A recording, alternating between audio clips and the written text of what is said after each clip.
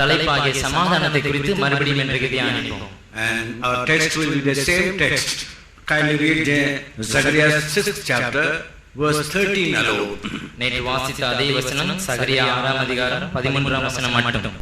அவரே கர்த்தருடைய ஆலயத்தை கட்டுவார், அவர் மகிமை பொருந்தினவராய் தம்முடைய சிங்காசனத்தின் மேல் வீற்றிருந்து ஆளுகை செய்வார், தம்முடைய சிங்காசனத்தின் மேல் ஆசாரியராயும் இருப்பார். இவ்விரண்டின் நடுவாக சமாதானத்தின் ஆலோசனை விளங்கும். Even he shall build the temple of the Lord, and he shall build the glory, and shall sit and rule upon his throne, and he shall be peace upon his throne, and the counsel of peace shall be between them both. The counsel of peace, that the counsel means God's plan regarding peace. சமாதானத்தின் ஆலோசனை என்பது தேவனுடைய திட்டம் சமாதானத்தை குறித்து. We all long to have peace, but there is a plan of God or arrangement of God to have that peace. நம்ம எல்லாரும் சமாதானம் வேண்டும் என்று விரும்புகிறோம், ஆனால் அந்த சமாதானத்தை குறித்து தேவனுடைய திட்டம் அல்லது அவருடைய செயல்பாடுதல் இருக்கிறது. The worldly political leaders, they all try to have peace, but they always neglect God's plan of peace. இந்த உலகத்தின் அரசியல் தலைவர்கள் சமாதானம் என்று விரும்புகிறார்கள், ஆனால் தேவனுடைய நோக்கத்தை அல்லது திட்டத்தை அவர்கள் தள்ளி விடுகிறார்கள். Even church leaders, very often they want to bring peace in their midst, but most of them they neglect the plan of God. சபையின் தலைவர்களும் கூட அநேக முறை சமாதானத்தை கொண்டு வர விரும்புகிறார்கள், ஆனால் அவர்கள் தேவனுடைய திட்டத்தையோ தள்ளி விடுகிறார்கள். Even in your own personal life, many times you long for peace, but very often you go on the wrong path. உங்களுடைய சொந்த ஜீவிதத்திலும் கூட நீங்கள் சமாதானத்தை விரும்பினீர்கள், ஆனால் அநேக தடவை நீங்கள் தவறான வழிகளிலே சென்றீர்கள். Now the word peace in Hebrew has got a special word shalom. இந்த சமாதானம் என்கிற பதத்திற்கு எபிரேய பதம் ஷாலோம் ஆகும். And that word shalom means completeness or wholeness. Shalom என்ற பதத்தினுடைய அர்த்தம் முழுமை அல்லது பரிபூரணம். That means God desires that you must be complete, or you must be whole, or you must be full. அதாவது தேவன் விரும்புகிறார் நீங்கள் முழுமை அடைந்திருக்க வேண்டும், பூரணம் அடைந்திருக்க வேண்டும் அல்லது பரிபூரணம் அடைந்திருக்க வேண்டும் என்று. The same way yesterday we meditated, this shalom or this completeness you can experience first in your soul. நாம் நேற்றைக்கு தியானித்தது போல இந்த ஷாலோம் அல்லது சமாதானத்தை முதலாவது நம்முடைய ஆத்மாவில் நாம் அனுபவிக்க முடியும். God wants your soul to be complete or be filled with all the spiritual blessings. உங்களுடைய ஆத்மாவானது முழுமையாக அல்லது எல்லா ஆவிக்குரிய ஆசீர்வாதங்களால் நிரப்பப்பட்டிருக்க வேண்டும் என்று தேவன் விரும்புகிறார். And today we will meditate how that same shalom or completeness you can experience in your body. இன்றைக்கு அதே ஷாலோம் அல்லது சமாதானத்தை நம்முடைய ஆத்மாவில் எப்படி நாம் அனுபவிக்க முடியும் என்று தியானிப்போம். And God willing will meditate how that same shalom you can experience in your spirit. தேவ சித்தமானால் அதே ஷாலோமை நம்முடைய ஆவியில் நாம் எப்படி அனுபவிக்க முடியும் என்றும் பார்ப்போம். And lastly, God willing, on the last day we'll meditate how that shalom can be eternally or literally we can experience in the kingdom of God. கடைசியாக தேவ சித்தமாயின் கடைசி நாளில் நித்தியத்தில் நித்தியமாக நாம் எப்படி எழுத்தின் பிரகாரமாக அந்த ஷாலோமை அனுபவிக்க முடியும் என்று பார்ப்போம். Many times we think that God wants us to bless spiritually, but he never take care about the physical state. அநேக முறை நாம் நினைக்கிறோம் தேவன் நம்மை ஆவிக்குரிய விதத்தில் ஆசீர்வதிக்க விரும்புகிறார், ஆனால் நம்முடைய சரீரத்தின் காரியங்களையோ அவர் கவனிப்பதில்லை என்று. In India, most of them believe in God. இந்தியாவில் அநேகரும் ஒரு தேவனை விசுவாசிக்கிறார்கள், but they have got a different concept about their God. ஆனால் அந்த தேவனை குறித்த அவருடைய கருத்து வித்தியாசமாக இருக்கிறது. Many of them do not believe that God is a personal God. அநேகர் தேவன் ஒரு ஆழ்தத்துவம் என்பதை விசுவாசிப்பதே இல்லை. They believe in a God, an impersonal God, a God who has no personality behind. அவர்கள் ஒரு ஆழ்தத்துவம் இல்லாத அல்லது ஒரு உருவமற்ற ஒரு தேவனை அவர்கள் விசுவாசிக்கிறார்கள். For example, you take a cup of water and put a teaspoonful of salt into it. உதாரணத்திற்கு நீங்கள் ஒரு சின்ன டம்ளரில் தண்ணீர் எடுத்து அதில் சீனியை போடுங்கள், உப்பு போடுங்கள். The whole cup is filled, that water is filled with salt. அந்த முழு கப்புமே அந்த உப்பினால் நிரப்பப்படுகிறது. Any part of the cup you touch, you will have a saltish taste. அந்த கப்பினுடைய எந்த பகுதியை நாம் ருசித்து பார்த்தாலும் அதில் இந்த உப்பின் தன்மையானதை நாம் பார்க்க முடியும். So they say God is the same way. எனவே அவர்கள் சொல்லுகிறார்கள் தேவனும் இந்த விதத்தில் தான் என்று. You touch the stone, there God is. நீங்கள் கல்லை தொட்டு பாருங்கள், அங்கே தேவன் இருக்கிறார். You look at the tree, there God is. மரத்தை பாருங்கள், அங்கேயும் தேவன் இருக்கிறார். You look at an animal, there God is. ஒரு மிருகத்தை பாருங்கள், அதிலும் தேவன் இருக்கிறார். Everywhere God remains. எங்க எடுத்தாலும் தேவன் இருக்கிறார். தேவன் அந்த இடங்களில் எல்லாம் வியாபரிக்கிறார். Finally, you need not go in search of God, that God is sleeping in your own body. கடைசியாக நீங்கள் அந்த தேவனை தேடி போக வேண்டியதில்லை, ஏனென்றால் அந்த தேவன் உங்களுக்குள் இருக்கிறார். You are that God. நீதான் அந்த தெய்வம். So this is one way this is one other way they understand about their God. தேவனை பற்றி அறியும் விதத்தில் இது அவர்களுடைய ஒரு கருத்தாகும். The second group believe in a God, but they say that God is a distant God. இரண்டாவது கூட்டத்தினர் தேவனை விசுவாசிக்கிறார்கள், ஆனால் அவர்கள் நினைக்கிறார்கள் தேவன் மிகவும் தொலைவில் உள்ளவர் என்று. A God who has no care or real burden or concern about your personal day-to-day problems. உங்களுடைய தினசரியான உங்களுடைய பிரச்சனைகளை குறித்து, உங்களுடைய பாரங்களை குறித்து ஒரு கவலையற்ற தேவன் என்று நினைக்கிறார்கள். So why do you want to worry about God? You just, as long as you are living in the world, eat, drink, be merry and die tomorrow. எனவே அந்த தேவனை பற்றி நீங்கள் ஏன் கவலைப்பட வேண்டும்? இந்த உலகத்தில் ஜீவிக்கும் நாள் வரையும் புசியுங்கள், குடியுங்கள், விவாகம் செய்யுங்கள், பிறகு மரிக்கும் போங்கள். So that means they are not worried about the God. He is a distant God. இதன் அர்த்தம் அவர்கள் தேவனை குறித்து கவலைப்படுவதில்லை, என்றால் அவர் ஒரு தூரமான தேவன் என்று நினைக்கிறார்கள். Now the third group believe God is there, but it's a transcendent, a God whom we can never comprehend with our human understanding. மூன்றாவது கூட்டத்தினர் நினைக்கிறார்கள் தேவன் இருக்கிறார், ஆனால் அவர் நம்முடைய சிந்தைக்கெல்லாம் அப்பாற்பட்டவராக, நம்மால் அறியக்கூடாதவராக இருக்கிறார் என்று. You can worship him, but you can never call him as your savior or brother or father or like that. நீங்கள் அவரை தொழுது கொள்ளலாம், ஆனால் அவரை உங்கள் இரட்சகர் என்றோ, உங்களுடைய சகோதரன் என்றோ, உங்களுடைய தகப்பன் என்றோ அழைக்க முடியாது என்று நினைக்கிறார்கள். You say God is afar, you cannot understand in your human level. அவர்கள் நினைக்கிறார்கள் தேவன் ஒரு வல்லமை, நம்முடைய மனிதனுடைய அளவிலிருந்து அவரை அறிந்து கொள்ள முடியாது என்று. But the Bible says our God is a personal God. ஆனால் வேதாகமம் சொல்கிறது நம்முடைய தேவன் ஒரு ஆழ்த்தத்துவமுடைய தேவன் என்று. A God has got a character. அவருக்கு ஒரு சுபாவம் இருக்கிறது. God is love. தேவன் அன்பாகவே இருக்கிறார். God is holy. அவர் தேவன் பரிசுத்தராய் இருக்கிறார். God is full of mercy. தேவன் இரக்கமுள்ளவராய் இருக்கிறார். God is righteous. தேவன் நீதியுள்ளவராய் இருக்கிறார். God is full of truth. Our God is truth. தேவன் உண்மையாகவே தேவனே சத்தியமாக இருக்கிறார். So that means that a God whom we are worshipping has got these all beautiful characters. இதன் அர்த்தம் நாம் தொழுது கொள்ளும் தேவன் இந்த அழகான எல்லா சுபாவங்களையும் உடையவராய் இருக்கிறார். Not only that, he has got a power also. அது மாத்திரமல்ல, அவருக்கு ஒரு வல்லமையும் இருக்கிறது. He can call those things that are not as though they were. இல்லாதவர்களை இருக்கிறவர்களை போல அழைக்கிறார். A God who calls for things which are not present. That means even those that are not, he will call as though they were. இதன் அர்த்தம் இல்லாதவர்களை கூட தேவன் அவைகள் இருக்கிறவர்கள் போல் நினைத்து அவைகளை அழைப்பார். And our God is a God who can raise up even the dead people. நம்முடைய தேவன் மரித்தவர்களை கூட உயிரோடு எழுப்பச் செய்ய வல்லவர். So this is the difference between we believe in a personal God, but most of them believe in an impersonal God. இதுதான் வித்தியாசம். நாம் ஒரு ஆழ்த்தத்துவமுடைய தேவனை விசுவாசிக்கிறோம், மற்றவர்களோ ஒரு ஆழ்த்தத்துவம் இல்லாத தெய்வத்தை விசுவாசிக்கிறார்கள். If we believe in a personal God, that God must have a concern not only about your soul, about your body also.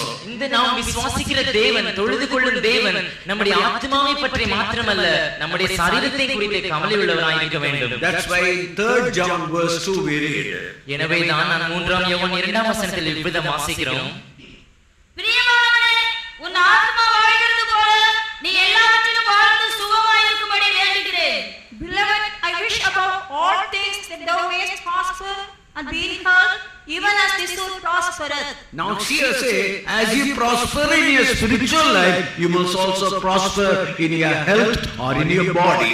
இங்கே அவர் சொல்லுகிறார், பிரியமானவனே, உன் ஆத்மா வாழ்கிறது போல நீ சரீரத்திலும் அல்லது உன்னுடைய ஆரோக்கியத்திலும் எல்லா விஷயங்களிலும் நீ வாழ்ந்து சுகமாயிருக்கும்படி வேண்டுகிறேன். If God is concerned about your inner man, how can you say that God is not concerned about your outer man? தேவன் உன்னுடைய உள்ளான மனுஷனை குறித்து கருத்துள்ளவராய் இருப்பார் என்றால் நாம் எப்படி சொல்ல முடியும் நம்முடைய புறமான மனுஷனை குறித்து அவர் கவலையற்றவர் என்று? You think, yes, for my peace I must go to God. நீங்கள் நினைக்கலாம் என்னுடைய சமாதானத்திற்கு நான் தேவனை தேட வேண்டும் என்று. But when I am sick, I have to go to the hospital or a doctor. ஆனால் நான் வியாதியாய் இருக்கும்போது ஒரு மருத்துவரையோ அல்லது ஒரு மருத்துவமனையோ தேடி போக வேண்டும். In a God who can help you in the spiritual matter, but not in a physical regarding your body.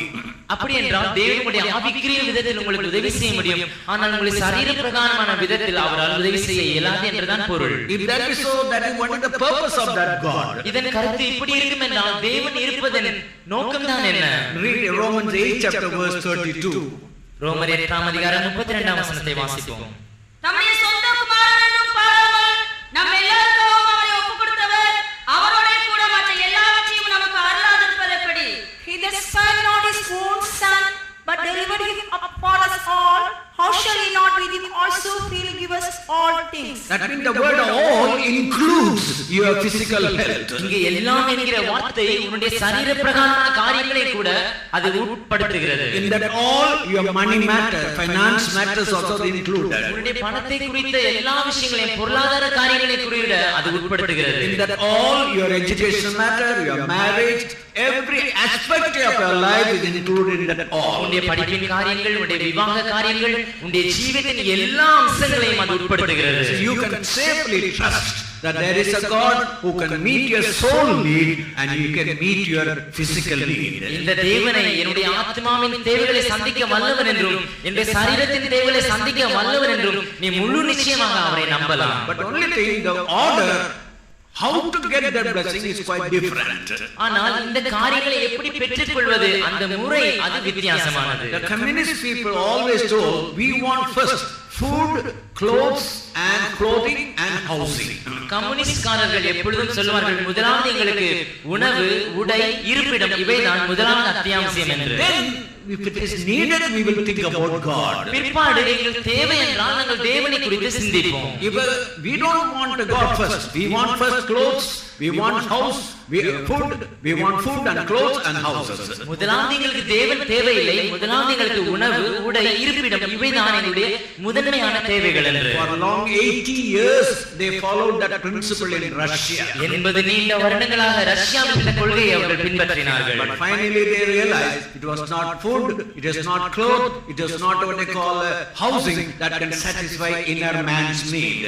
ஆனால் இப்பொழுது அவர்கள் புரிந்து கொண்டார்கள் இந்த உணவு, இந்த உடை, இந்த இருப்பிடம் இவை உள்ளான மனுஷனுடைய தேவைகளை திருப்திப்படுத்த முடியாது என்று. You can give food, you can give clothing, you can give house, but it will never change the man's character. நீங்கள் உணவை கொடுக்கலாம், உடையை கொடுக்கலாம், இருப்பிடங்களை கொடுக்கலாம், ஆனால் அது ஒரு மனிதனுடைய சுபாவத்தை ஒரு காலம் அவர்கள் மாற்ற முடியாது. So now they say, come and tell us about God. எனவே அவர்கள் இப்பொழுது சொல்கிறார்கள் நீங்கள் வந்து தேவனை குறித்து எங்களுக்கு பிரசங்கியுங்கள். In Matthew's Gospel 6 chapter verse 32 we read. மத்தேயு சுவிசேஷம் 6 அதிகாரம் 32 வசனத்தில் நாம் வாசிக்கிறோம்.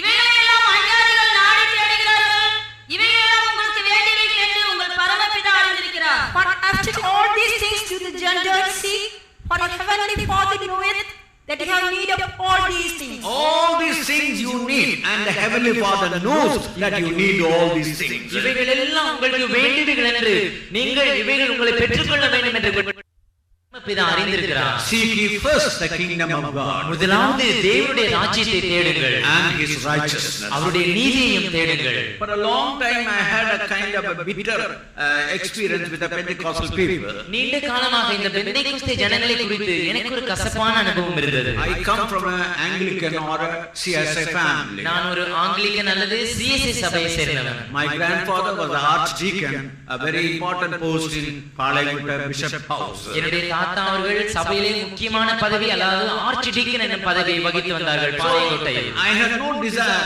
and no liking towards this Pentecostal group. எனவே எனக்கு இந்த பெந்தேகோஸ்தே ஜனங்களை குறித்து ஒரு விருப்பமோ அவர்களை குறித்து ஒரு நல்ல எண்ணமோ இருந்ததில்லை. And whenever I meet them they will ask something about spiritual matters only. நான் அவர்களை குறித்து பார்க்கும் போதெல்லாம் அவர்கள் ஆவிக்குரிய காரியங்களை பற்றி மட்டுமே பேசுவார்கள். I have, after my completion of my school, I was in search of a job. I could not get a job. நான் என்னுடைய பள்ளி படிப்பை முடித்த பிறகு ஒரு வேலை தேடி தேடி அலைந்து கொண்டிருந்தேன், ஆனால் என்னால் ஒரு வேலையை கண்டுபிடிக்க முடியவில்லை. Their only reply was, seek ye first the kingdom of God and all these things shall be added. அவருடைய பதில் முதலாவது தேவனுடைய ராஜ்யத்தை தேடுங்கள், அப்பொழுது இவைகள் எல்லாம் உங்களுக்கு கூட கொடுக்கப்படும் என்று. People began to love. How can you first you must get a job, then you can think about God. ஜனங்கள் சிரிக்க ஆரம்பித்தார்கள். முதலாவது தேவன் ஒரு வேலையை தேடிக்கொள், பிறப்பாடு தேவனுடைய ராஜ்யத்தை தேடலாம். But anyhow, finally I submitted myself to the plan of God. ஆனால் எப்படியோ கடைசியாக நான் என்னை நானே தேவனுடைய திட்டத்துக்கு சமர்ப்பித்தேன். The day after I took water baptism, நான் ஞான ஸ்நானம் எடுத்த நாளுக்கு பிறகு wonderfully God worked it out and answered and gave me a job in the collector's office. அதிசய பிரகாரமாக தேவன் கிரியை செய்து கலெக்டருடைய ஆபீஸில் எனக்கு தேவன் ஒரு வேலையை தந்தார். That proved that God wants you first to seek the kingdom of God and then all these things shall be added. நீங்கள் தேவனுடைய ராஜ்யத்தை முதலாவது தேட வேண்டும் என்று, அப்பொழுது இவைகள் எல்லாம் உங்களுக்கு கூட கொடுக்கப்படும் என்று இது உங்களுக்கு நிரூபிக்கிறது. And Martin Luther, he was a great Protestant leader. Martin Luther என்பவர் இந்த புராட்டஸ்டன்ட்னுடைய தலைவராக இருந்தார். He had one mentor or a teacher who is to guide him in his spiritual life. அவரை ஆவிக்குரிய விதங்களில் நடத்தும்படியாக அவருக்கு ஒரு ஆசிரியர் அல்லது ஒரு குரு அவருக்கு இருந்தார். One day he prayed to God, Lord, I am leading other people, but I need something deep in my life. அவர் ஒரு நாள் தேவனிடத்தில் ஜெபித்தார், ஆண்டவரே, நான் மற்றவர்களை சொல்லுகிறேன், ஆனால் என்னுடைய உள்ளான ஜீவிதத்தில் ஆழமான விதத்தில் எனக்கு ஒன்று தேவையாக இருக்கிறது. I am a professor, but I have not experienced a deep things of spiritual life in my body. நான் ஒரு விரிவுரையாளர், ஆனால் என்னுடைய ஜீவிதத்தில் என்னுடைய ஆவிக்குரிய விதத்தில் ஏதோ குறைபடும் நான் உணர்கிறேன். Then the Lord told, go to the church yard, church compound. அப்பொழுது தேவன் அவரிடத்தில் சொன்னார், நீ சபையின் வளாகத்திற்குள் செல். So he went to the church compound. அவர் சபையின் வளாகத்திற்குள் சென்றார். There on the step there was a beggar seated. அங்கே அந்த படிக்கட்டுகளில் ஒரு பிச்சைக்காரன் உட்கார்ந்திருந்தான். So he called the beggar and said, good day, morning, brother. அவன் அந்த பிச்சைக்காரனை அழைத்து அவனுக்கு வந்தனம் செலுத்தினான். And he said, every day is good day unto me. அந்த பிச்சைக்காரன் சொன்னான், ஒவ்வொரு நாளும் எனக்கு நல்ல நாளாக தான் இருக்கிறது என்று. He said, suppose if you don't food today, can you say it's a good day? அப்பொழுது இவர் அவரிடம் கேட்டார், ஒருவேளை உனக்கு உணவு கிடைக்கவில்லை என்றால் அந்த நாள் உனக்கு நல்ல நாளாக இருக்குமா என்று. Yes, it's a good day. அதுவும் எனக்கு நல்ல நாள் தான். Suppose you don't have a clothes, will you say it's a good day for you? ஒருவேளை உனக்கு உடுத்த உடை இல்லாமல் போகும் என்றால் நீ அதை நல்ல நாள் என்று சொல்லுவாயோ? Yes, it's a good day. ஆம், நான் அதுவும் நல்ல நாள் என்று தான் சொல்லுவேன். Suppose you don't have a place to sleep tonight, will you say it's a good day? ஒருவேளை இன்று இரவு உனக்கு இருப்பதற்கு இடமில்லாமல் போகும் என்றால் நீ அந்த நாளை நல்ல நாள் என்று சொல்லுவாயோ? Yes, it's a good day. ஆமென், அதுவும் நல்ல நாள் தான். Then he said, who are you? அப்பொழுது அவர் அவரிடம் கேட்டார், நீ யார்? I am the king. அவன் சொன்னான், நான் ராஜா. Hey, you are a beggar. You don't have food. You don't have clothes. You don't have a place to say. You are saying you are a king. நீ ஒரு பிச்சைக்காரனா இருக்கிறாய், உனக்கு உடுத்த உடை இல்லை, உண்ண உணவில்லை, இருக்க இடமில்லை, நீ எப்படி உன்னை ராஜா என்று அழைத்துக் கொள்கிறாய்? King Jesus is in my heart. அவன் சொன்னான், ராஜாவாகிய இயேசு என்னுடைய இதயத்தில் இருக்கிறார். The kingdom is in my heart. அவருடைய ராஜ்யம் என்னுடைய இதயத்தில் இருக்கிறது. Hallelujah. That is the secret of a Christian life. கிறிஸ்தவ ஜீவிதத்தினுடைய ரகசியம் இதுதான். That kingdom must be established in your heart. அந்த ராஜ்யம் உன்னுடைய இருதயத்தில் ஸ்தாபிக்கப்பட That's வேண்டும். why yesterday we gave you the simple message how you can experience that peace in your heart. எனவே தான் எளிதான தூதை நாங்கள் நேற்று கொடுத்தோம், எப்படி அந்த சமாதானத்தை உங்களுடைய இருதயத்தில் நீங்கள் அனுபவிக்க முடியும் என்று. So now we will have to come back how we can experience this physical blessing in our body, எனவே இந்த சரீர பிரகாரமான ஆசீர்வாதங்களை நாம் எப்படி நம்முடைய சரீரத்தில் அனுபவிக்க முடியும் என்று நாம் இன்றைக்கு திரும்பி வருவோம். Now I told you God has got a plan and that plan you must follow, then you will have spiritual as well as physical blessing. நான் உங்களுக்கு சொல்லியிருக்கிறேன், தேவனுக்கு ஒரு திட்டம் இருக்கிறது.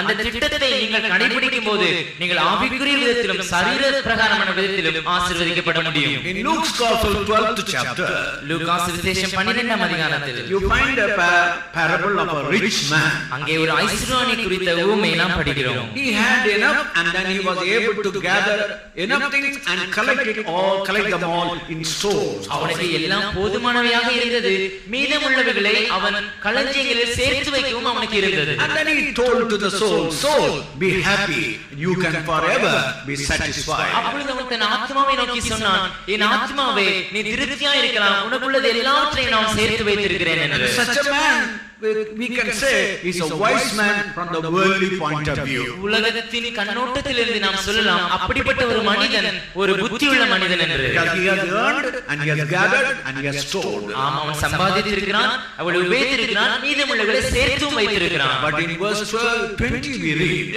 ஆனால் 12ஆம் அதிகாரம் 20ஆம் வசனத்தில் நாம் வாசிக்கிறோம், God called that man "you fool." தேவன் அந்த மனிதனை பார்த்து மதிகேடனே என்று அழைக்கிறார். How can a man who is a wise man, how can God call him as a fool? ஒரு புத்தியுள்ள மனிதனை தேவன் எவ்விதம் மதிகேடன் என்று அழைக்க முடியும்? God called him fool because suppose if your soul is taken tonight, who will enjoy all those things which you have gathered? தேவன் அவனை மதிகேடன் என்று அழைக்க காரணம், ஒருவேளை அவனுடைய ஆத்துமா அன்று ராத்திரியிலே எடுத்துக்கொள்ளப்படுமாயின் அவன் சேர்த்து வைத்தவைகள் யாருடையதாகும் என்பதனாலே.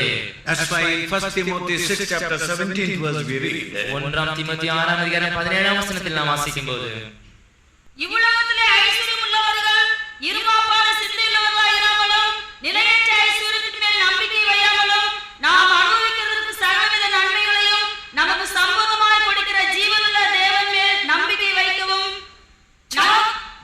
Charge them that are rich in this world, that they be not high-minded, not trust in uncertain riches, but in the living God, who giveth us richly all things to enjoy. now Paul says about riches, uncertain riches. Pavul ஐஸ்வரியத்தை குறித்து சொல்லும் பொழுது நிலையற்ற ஐஸ்வரியம் என்று. Doesn't mean riches, but riches, it is not certain that you can have it forever and ever. ஐஸ்வரியம் ஒரு பொருள் தான், ஆனால் அவைகளை நீங்கள் என்றைக்கும் உங்களோடு கூட வைத்திருக்க முடியாது. In the year 1923 in America, 9 important people gathered and made a decision and a resolution in their lives. அமெரிக்காவில் 1923ஆம் ஆண்டு 9 பேர் ஒரு கூடி தங்களுடைய ஜீவியத்தில் ஒரு முக்கியமான தீர்மானத்தை எடுத்துக்கொண்டார்கள். They made a plan how to bring prosperity in the world, in their country, in the world. தங்களுடைய தேசத்திலும் உலகத்திலும் எப்படி செழிப்பை கொண்டு வர முடியும் என்று அவர்கள் ஒரு திட்டம் வகுத்தார்கள். In the year 1948, 1948ஆம் ஆண்டில் the same group, இந்த இதே கூட்டத்தார் 2 people committed suicide. 2 பேர் அதில் தற்கொலை செய்து கொண்டார்கள். 2 people were put in a prison.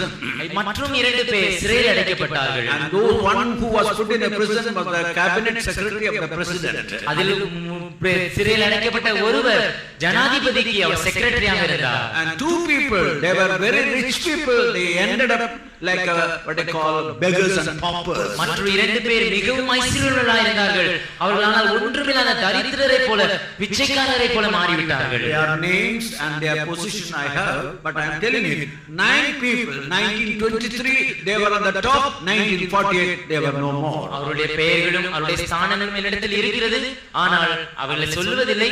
1948ஆம் ஆண்டிற்கு பிறகு அவர்கள் ஒன்றுமில்லாமல் போனார்கள். That means that within a short period, what happened to their riches, what happened to their position? இதன் அர்த்தம் அந்த குறுகிய காலகட்டத்தில் அவருடைய பதவிகளுக்கும் அவருடைய ஐஸ்வர்யத்திற்கும் என்னவாயிற்று? You go around the whole world, people who are rich, they are rich today, but tomorrow you do not know where they are. உலகம் முழுவதற்கும் கடந்து சென்று பாருங்கள், ஜனங்கள் இன்றைக்கு ஐஸ்வர்யவான்களாக இருக்கலாம், ஆனால் நாளைக்கு அவர்கள் எப்படி இருப்பார்கள்? So this riches is not certain. எனவே இந்த ஐஸ்வர்யம் ஒரு நிலையான காரியம் அல்ல. But at the same time, God is able to make you rich and fill you with all the blessings. ஆனால் அதே சமயத்தில் தேவன் உங்களை ஐஸ்வர்யவான்களாக்கி எல்லாவித ஆசீர்வாதங்களாலும் நிரப்ப வல்லவர். That is what in you must believe. This God who is able to give you spiritual blessing as well as the physical blessing. எனவே தான் நாங்கள் விசுவாசிக்க வேண்டும், நீங்கள் இந்த தேவன் ஆவிக்குரிய ஆசீர்வாதங்கள் அதோடு கூட சரீர பிரகாரமான ஆசீர்வாதங்கள் தர வல்லவர் என்று. But for that the procedure is only one procedure, that is first seek the God. ஆனால் அதற்குரிய வழிமுறை முதலாவது தேவனை தேட வேண்டும் என்று. In Coimbatore there was a doctor. கோயம்புத்தூரிலே ஒரு மருத்துவர் இருந்தார். He was writing a particular examination in Hong Kong. அவர் ஒரு குறிப்பிட்ட பரீட்சையை ஹாங்காங்கில் வச்சு எழுதி கொண்டிருந்தார். In that examination, almost every time he wrote, he failed. அந்த பரீட்சையில் ஏறக்குறைய அவர் எழுதின எல்லா முறைகளிலும் அவர் தோல்வியை சந்தித்தார். And that examination was a very important examination. அந்த பரீட்சையானது மிகவும் ஒரு முக்கியமான பரீட்சையாக இருந்தது. He came from a Hindu background. அவர் ஒரு இந்து குடும்பத்திலிருந்து வந்தவர். So when he constantly failed, எனவே அவர் தொடர்ச்சியாக தோல்வியை சந்தித்த பொழுது he came to the faith. அவர் நம்முடைய விசுவாச வீட்டிற்கு வந்து, I trusted trusted in Jesus, நான் இயேசுவை விசுவாசித்தேன், He didn't help me. ஆனால் அவர் எனக்கு உதவி செய்யவில்லை. Continually I have failed in this examination. தொடர்ச்சியாக இந்த பரீட்சையிலே நான் தோல்வியை சந்தித்து வருகிறேன். Let my wife follow Jesus, but I don't want to have Jesus in my life. எனவே என்னுடைய மனைவி இயேசுவை பின்பற்றட்டும், எனக்கு இயேசு தேவையில்லை. I will go back to my home. I won't come for prayer. I won't read the Bible. I won't do anything. நான் மறுபடியும் என்னுடைய வீட்டிற்கு போய் விடுவேன், கூட்டங்களுக்கு வர மாட்டேன், வேதம் வாசிக்க மாட்டேன், ஒரு காரியமும் நான் செய்ய போவதில்லை என்றார். Pastor did not tell anything. அப்பொழுது அங்கிருந்த பாஸ்டரிடம் ஒரு மருத்துவம் சொல்லவில்லை. This doctor went home. அந்த மருத்துவத்தினுடைய வீட்டிற்கு சென்றார். About 2 or 3 days later, 2-3 நாட்களுக்கு பிறகு he came back to the faith. அவர் மறுபடியும் விசுவாச வீட்டிற்கு வந்தார். Pastor, I have decided one thing. நான் ஒரு காரியத்தை குறித்து தீர்மானித்திருக்கிறேன். Let me fail in this year also in my examination. இந்த வருடமும் கூட நான் பரீட்சையில் தோல்வி அடைந்தாலும் பரவாயில்லை. Let me lose all what I have. நான் எனக்கு இருக்கிற எல்லாவற்றையும் இழக்கட்டும். But I want Jesus in my life. ஆனால் எனக்கு என்னுடைய ஜீவிதத்தில் இயேசு வேண்டும். I don't care about what you call passing with honors or anything. I only want Jesus. பரீட்சையில் நல்ல கிரேட் எடுப்பதை குறித்து நான் கவலைப்பட போவதில்லை. ஒரு காரியம் எனக்கு வேண்டும், அது இயேசு. And the pastor was very happy. அப்பொழுது பாஸ்டர் மிகவும் சந்தோஷப்பட்டார். Last week that pastor phoned me up. கடந்த வாரத்தில் அந்த பாஸ்டரிடத்தில் ஃபோன் செய்திருந்தார். Pastor, do you know what was the result the doctor had? அந்த மருத்துவருக்கு நடந்த ரிசல்ட் என்ன என்று உங்களுக்கு தெரியுமா என்று கேட்டார். He passed first class in first division. அவர் முதல் வகுப்பிலே டிஸ்டிங்ஷனோட பாஸ் ஆனார் என்று சொன்னார். A man who continually failed in the examination. தொடர்ச்சியாக தன்னுடைய பரீட்சைகளிலே தோல்வியை சந்தித்த ஒருவர். He passed with distinction in that Hong Kong Medical Association. தனித்துவத்தோடு முதல் வகுப்பிலே அந்த எக்ஸாமிலே ஹாங்காங்கிலே pass So that means that when you seek God first, definitely He will bless you more than all the other people. இதன் கருத்து முதலாவது நீங்கள் தேவனை மற்ற எல்லா காரியங்களை விட தேடும்போது மற்ற எல்லா ஜனங்களை காட்டிலும் அவர் உங்களை அதிகமாக ஆசீர்வதிப்பார். So in you, if you are seeking for any blessing tonight, எனவே இன்றைய இரவு நீங்கள் ஏதாவது ஆசீர்வாதத்தை விரும்புகிறீர்கள் என்றால், yes, you need health. உங்களுக்கு உதவி தேவை. You need wealth. உங்களுக்கு ஒரு ஐஸ்வரியம் தேவை. You need a future. உங்களுக்கு ஒரு எதிர்காலம் அவசியம். Telling Lord I want that, tell Lord I want you first. ஆனால் ஆண்டவரே எனக்கு அவைகள் வேண்டும் என்று சொல்வதற்கு பதிலாக ஆண்டவரே எனக்கு நீர் வேண்டும் என்று சொல்லுவோம். When you have Jesus, you will have everything. உங்களுக்கு இயேசு உங்களுக்கு இருக்கும் பொழுது உங்களுக்கு எல்லாம் உங்களுக்கு தான். Now regarding this body, இந்த சரீரத்தை குறித்து there are two different conflicting views.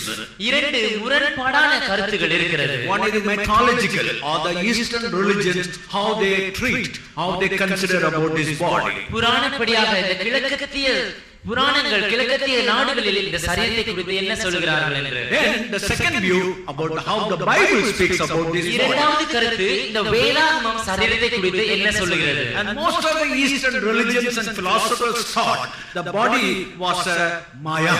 கிழக்கத்திய நாடுகளில் அநேக தத்துவ ஞானிகளும் அநேக கொள்கைகளும் இந்த சரீரமானது ஒரு மாயை என்றே அறிக்கையிடுகிறது. They always treated this body as a liability. It's a hindrance to go nearer to God. அவர்கள் எப்பொழுதுமே சொல்லுகிறார்கள் தேவனிடத்தில் சேருவதற்கு இந்த சரீரமானது ஒரு தடை அல்லது ஒரு முட்டுக்கட்டை என்று. The Greeks used one particular example. கிரேக்கர்கள் ஒரு குறிப்பிட்ட ஒரு உதாரணத்தை உபயோகித்தார்கள். Look at the chariot and horses. ரதத்தையும் அதை ஓட்டுகிற குதிரைகளையும் பாருங்கள். Chariot stands for your body. இந்த ரதம் உங்களுடைய சரீரத்தை குறித்து பேசுகிறது. Horses stands for your desire. அந்த குதிரைகள் உங்களுடைய ஆசை இச்சைகளை காட்டுகிறது. They say destroy the chariot that the desires will have no power over your body. அவர்கள் சொல்லுகிறார்கள் இந்த ரதத்தை அழித்து விடுங்கள் அப்பொழுது இந்த இச்சைகளுக்கு உங்கள் சரீரத்தின் மேல் எந்த வல்லமையும் இருக்காது என்று. All your problems starts because of your chariot or your body. உங்களுடைய எல்லா பிரச்சனைகளுக்குமே இந்த ரதம் அல்லது உங்களுடைய சரீரம் தான் அதற்கு காரணம் என்று சொல்கிறார்கள். What do the Buddhists say? ஆனால் புத்தர்கள் என்ன சொல்கிறார்கள்? Don't destroy the chariot. ரதத்தை நீங்கள் அழிக்காதீர்கள். All the root causes due to the horses, the desires. இந்த குதிரைகள் தான் அதாவது உங்களுடைய ஆசை இச்சைகள் தான் எல்லா தீமைக்கும் வேறாய் இருக்கிறது. As long as you have the horses, there will be a chariot to pull down. குதிரைகள் உங்களிடத்தில் இருக்கும் வரைக்கும் ஒரு ரதம் அதை இழுப்பதற்கு இருக்கத்தான் செய்யும். So they say destroy the desires, then the chariot will be all right. எனவே அவர்கள் சொல்கிறார்கள் குதிரைகள் இச்சைகளை அழித்து விடுங்கள் அப்பொழுது ரதம் சரியாக இருக்கும் என்று. As long as you live in this world, you can never destroy your desires. இந்த உலகத்தில் நீங்கள் இருக்கும் நாள் வரைக்கும் ஒருபோதும் உங்கள் இச்சைகளை உங்களால் அழித்துக் கொள்ள முடியாது. That's why they say you have to come to the nirvana, a state of emptiness, nothingness, then you will have a higher life. எனவேதான் அவர்கள் சொல்லுகிறார்கள், நிர்வாணா என்று அழைக்கப்படும் ஒன்றுமில்லாத ஒரு தன்மைக்கு நீங்கள் வர வேண்டும், அப்பொழுதுதான் நீங்கள் ஒரு மேலான ஜீவியம் செய்ய முடியும் But என்று. in India they consider this body like a prison house. ஆனால் இந்த இந்தியாவில் இந்த சரீரத்தை குறித்து ஒரு சிறைச்சாலை என்று கருதுகிறார்கள். Your spirit is like a prisoner in this body. உங்களுடைய ஆவி ஒரு கைதியை போல இந்த சரீரத்தில் இருக்கிறது. So when you die, எனவே நீங்கள் மரிக்கும் பொழுது the spirit or the prisoner has left that body. இந்த ஆவி அல்லது அந்த கைதி இந்த சரீரத்தை விட்டு போய்விடும். When the prisoner has left the prison house, அந்த கைதி அந்த சிறைச்சாலையை விட்டு போகும் பொழுது why do you want to keep the prison house? நீங்கள் ஏன் அந்த சிறைச்சாலையை வைத்திருக்க வேண்டும் என்று So விரும்புகிறீர்கள்? you burn the prison house. எனவே இந்த சிறைச்சாலை நீங்கள் எரித்து விடுங்கள். That's why after a person dies, they burn the body. எனவேதான் ஒரு மனிதன் மரிக்கும் பொழுது அவருடைய சரீரத்தை எரித்து விடுகிறார்கள். Among the Jews, ஆனால் யூதர்கள் மத்தியில் they had a in-between idea. That means not extreme idea. அவர்களுக்கு இந்த இரண்டு காரியங்களுக்கும் நடுவே உள்ள ஒரு கருத்தை They வைத்திருக்கிறார்கள். knew God body was needed. அவர்களுக்கு தெரியும் சரீரம் அவசியம் என்று. Now, for example, a dog. உதாரணத்திற்கு ஒரு நாய். A dog is able to watch your house, ஒரு நாய் உங்களுடைய வீட்டை காவல் காக்க முடியும். but keep the dog under your leash. Keep it under ஆனால் your அந்த leash. நாயை ஒரு அடக்குமுறை, அது ஒரு கடிவாளத்தோடு நீங்கள் வைத்திருங்கள். Don't say I don't want a dog. நீங்கள் சொல்ல வேண்டாம் அந்த நாய் வேண்டாம் என்று. But you need a dog, but keep it under the control. உங்களுக்கு ஒரு நாய் அவசியம், ஆனால் அது கட்டுப்பாட்டின் கீழ் வைத்திருக்க வேண்டும். Don't destroy the body, அந்த சரீரத்தை நீங்கள் அழித்து விடக் கூடாது. but keep the body under your control. ஆனால் அந்த சரீரத்தை உங்கள் கீழ்ப்படுத்தி அடக்கி இருக்க வேண்டும். They had 10 commandments, அவர்களுக்கு 10 கற்பனைகள் இருந்தது. and they multiplied into 613 commandments. அந்த கற்பனைகளை அவர்கள் 613 கற்பனைகளாக பெருக்கி விட்டார்கள். Though so many commandments, the poor man cannot understand. அந்த சாதாரண ஒரு மனிதன் அந்த கற்பனைகளை எல்லாம் புரிந்து கொள்ளவே முடியாது. For example, on a Sabbath day, உதாரணத்திற்கு ஓய்வு நாளில் suppose you are going through the apple garden. உதாரணத்திற்கு நீங்கள் ஒரு ஆப்பிள் பழ தோட்டத்தின் வழியாக செல்கிறீர்கள் என்றால், If you stretch forth your hand and pluck a apple fruit, that's a sin. உங்களை கரத்தை நீட்டி அந்த பழத்தை நீங்கள் பறிப்பீர்கள் என்றால் அது பாவம். But if you jump and all like that, you take an apple, it is not a sin. ஆனால் நீங்கள் குதித்து உங்கள் வாயினால் ஒரு பழத்தை எடுப்பீர்கள் என்றால் அது பாவம் அல்ல. So in that way, every law they give a new example. எனவே ஒவ்வொரு சட்டத்திட்டத்திற்கும் அவர்கள் ஒரு புதிய காரணத்தை அல்லது புதிய ஒரு கருத்தை சொன்னார்கள். They say on a Sabbath day, a woman should not look at a mirror. அவர்கள் சொன்னார்கள் ஓய்வு நாளில் ஒரு ஸ்திரீ கண்ணாடியில் முகம் பார்க்க கூடாது என்று. Why? ஏன்? If she is on her face on a mirror, அவள் தன்னுடைய முகத்தை கண்ணாடியில் பார்க்கும் பொழுது, and if she see any white hair, she will naturally pluck it out. அவளுக்கு ஏதாவது ஒரு நரைத்த முடி தெரியும் என்றால் then உடனடியாக அவள் அதை பிடுங்கி எடுத்து So விடுவாள். that means a work. எனவே அது ஒரு வேலை. So you are not supposed to look at a mirror on a Sabbath day. எனவே ஓய்வு நாளிலே கண்ணாடியில் நீங்கள் முகம் பார்க்க கூடாது. So the Jewish priests, எனவே அந்த யூத ஆசாரியர்கள் they control the people with so many regulations.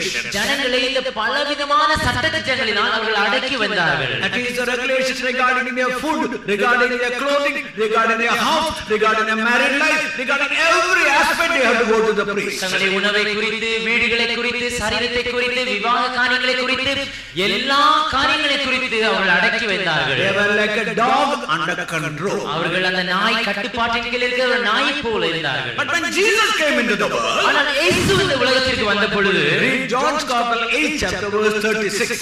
யோவான் சுவிசேஷம் 8ஆம் அதிகாரம் 36ஆம் வசனத்தை வாசிப்போம். ஆகையால் குமாரன் உங்களை விடுதலையாக்கினார், மெய்யாகவே விடுதலையாவீர்கள்.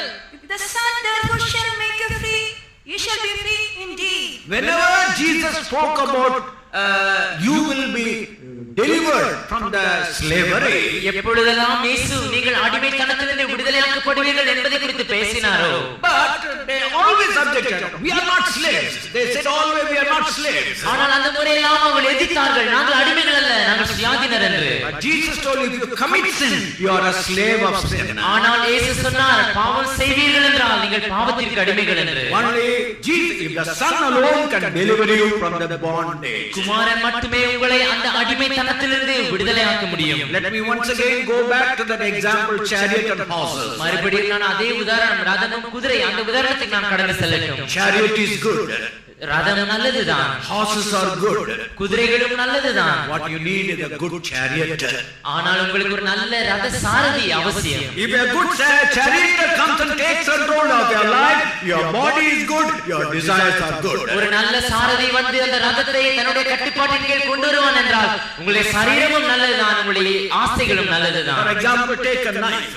உதாரணத்துக்கு ஒரு கத்தியை எடுத்துக் கொள்ளுங்கள். You can use it to cut the vegetables in the kitchen. அந்த கத்தியை நம்முடைய சமையல் அறையிலே காய்கறிகளை வெட்டுவதற்கு உபயோகிக்கலாம். But the same knife you can use it to kill a man. ஆனால் அதே கத்தியை வைத்து மற்றொரு மனிதனை கொலை செய்யவும் பயன்படுத்தலாம். You cannot blame the knife. நீங்கள் அந்த கத்தியை குறை கூற முடியாது. Your eyes are good. உங்களுடைய கண்கள் நல்லவைகள் Your தான், hands are good. உங்களுடைய கரங்களும் அவைகள் Every நல்லவைகள் தான். member of your body is good. Every member of your body உங்களுடைய is good. சரீரத்தின் ஒவ்வொரு அவயங்களும் நல்லவைகள் தான். The good Lord has created a good body. நல்ல தேவன் உங்களுக்கு ஒரு நல்ல சரீரத்தை உண்டாக்கி இருக்கிறார். Only thing you need how to use your body in the right way. ஆனால் அந்த சரீரத்தை நல்ல விதத்தில் எப்படி உபயோகிக்க வேண்டும் என்பதுதான் தேவை. A man by mistake fell into the water. ஒரு மனிதன் தெரியாமல் ஒரு கிணற்றுக்குள் விழுந்தான், ஒரு ஆற்றுக்குள் விழுந்தான். He was struggling. அவன் மிகவும் தடுமாறிக் கொண்டிருந்தான். He was calling, "Oh, come and help me." அவன் கூக்குரலிட்டுக் கொண்டிருந்தான், யாராவது வந்து என்னை காப்பாற்றுங்கள் என்று. One man came. ஒருவன் வந்தான். Man, do you know how to swim? மனிதனே, உனக்கு தெரியுமா எப்படி நீச்சல் அடிப்பது என்று? Sir, I do not know how to swim. ஐயா, எனக்கு தெரியாது நீச்சல் அடிப்பதற்கு. You are a fool. நீ ஒரு மதிகேடன். You should have learned how to swim. எப்படி நீச்சல் அடிக்க வேண்டும் என்பதை நீ ஏற்கனவே கற்றிருந்திருக்க Sir, வேண்டும். I am a fool. But can you help me now? I am going to die. ஐயா, நான் மதிகேடன் தான், ஆனால் நான் மரிக்கும் முன்பாக உங்களால் எனக்கு உதவி செய்ய முடியுமா? No, I cannot help you. He walked away. இல்லவே இல்லை என்று அவன் கூறி அவன் நடந்து சென்று விட்டான். Second man came. இரண்டாவது மனிதன் வந்தான். Man, don't worry about it. மனிதனை இதை குறித்து நீ கவலைப்பட வேண்டாம். On this particular day, இந்த குறிப்பிட்ட நாளில், this particular hour, இந்த குறிப்பிட்ட மணிக்கூரில் you must walk along this river.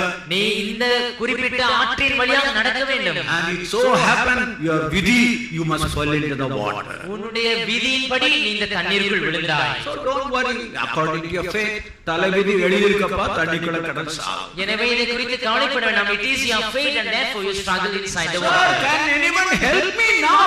ஐயா, எனக்கு யாராவது உதவி செய்ய முடியுமா? Third man came. மூன்றாவது மனிதன் வந்தான். He jumped into the water. அவன் தண்ணீருக்குள் குதித்து Pulled the man out of the அவன் water. அந்த மனிதனை தண்ணீருக்குள் இருந்து வெளியே எடுத்தான். The one hit, you fool, you do not know how to swim. Why you fell into the water? அவனுக்கு ஒரு அடி கொடுத்து, மதிகேடனே, உனக்கு நீச்சல் அடிக்க தெரியாமல் ஏன் இந்த ஆற்றுக்குள் விழுந்தாய் என்று That is கேட்டான். what Jesus did. அதுதான் இயேசு சொன்னார். இயேசு செய்தார். He came down and saved people, delivered people from that. அவர் இறங்கி வந்து ஜனங்களை வெற்றித்தார், அந்த இடத்திலிருந்து மீட்டெடுத்தார். He did not say you are a fool. He did not say it is written on your fate. அவர் நீ மதிகேடன் என்றோ உன்னுடைய தலையெழுத்து அவ்விதம் என்றோ அவர் சொல்லவில்லை. He came and saved you. அவர் வந்து உன்னை ரட்சித்தார். He is your savior. அவருடைய இரட்சகர், And he is a redeemer. அவருடைய மீட்பர், And he is your healer also. அவருடைய சுகமாக்கிற மருத்துவரும் கூட.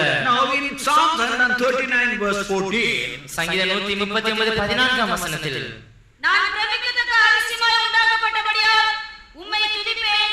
உமது கிரியைகள் அதிசயமானவைகள், அது என் ஆத்மாவுக்கு நன்றாய் தெரியும். I will praise thee, for I fearfully and wonderfully made, marvelous are the works, and that my soul knoweth right well. now I told you the Eastern religions and even in India they consider body as a liability or a hindrance. நான் உங்களுக்கு சொன்னேன், கிழக்கத்திய நாடுகளில் உள்ள மதங்கள் இந்தியாவிலும் கூட இந்த சரீரத்தை ஒரு தடை அல்லது முட்டுக்கட்டை என்று அவர்கள் But சொல்லுகிறார்கள். what does the Bible say? ஆனால் வேதாகமம் என்ன சொல்கிறது? I am fearfully, wonderfully made. பிரமிக்கத்தக்க அதிசயமான விதத்தில் நான் உருவாக்கப்பட்டேன். They say in your body அவர்கள் சொல்லுகிறார்கள், உங்களுடைய சரீரத்தில் 90,000 kilometers of blood vessels are running about. 90,000 kilometre நீளத்திற்கு இரத்த நாளங்கள் ஓடுகிறது என்று. And they say in your ear உங்களுடைய காதில் a small telephone exchange is working in it. ஒரு சின்ன தொலைபேசி நிலையமே இயங்கிக் கொண்டிருப்பதாக சொல்லுகிறார். With that small telephone exchange you can run a city exchange in a small city. அந்த சின்ன தொலைபேசி நிலையத்தின் மூலமாக ஒரு சிறிய பட்டணத்தின் எல்லா தொலைபேசி தேவைகளையும் சந்திக்க முடியும் என்று சொல்கிறார்கள். In your eyes there are 7 million cones are there, special cones. உங்களுடைய கண்களில் 7 மில்லியன் அதாவது 70 லட்சம் கோன்கள் இருப்பதாகவும் கூறுகிறார்கள். That's how you can know the difference between black and white and green and red like that. இந்த கோன்களின் மூலமாகவே கருப்புக்கும் வெள்ளைக்கும் சிவப்புக்கும் பச்சைக்கும் உள்ள நிற வித்தியாசத்தை உங்களால் கண்டுகொள்ள இயலும். And look at your hand. உங்களுடைய கரங்களை பாருங்கள். They say 70 cells are working, that is why your hand is moving like that. 70 செல்கள் இயங்குவதால் தான் உங்களுடைய கைகளை நீங்கள் எல்லா திசையிலும் திருப்பதற்கு உங்களால் முடிகிறது என்று. They made a robot.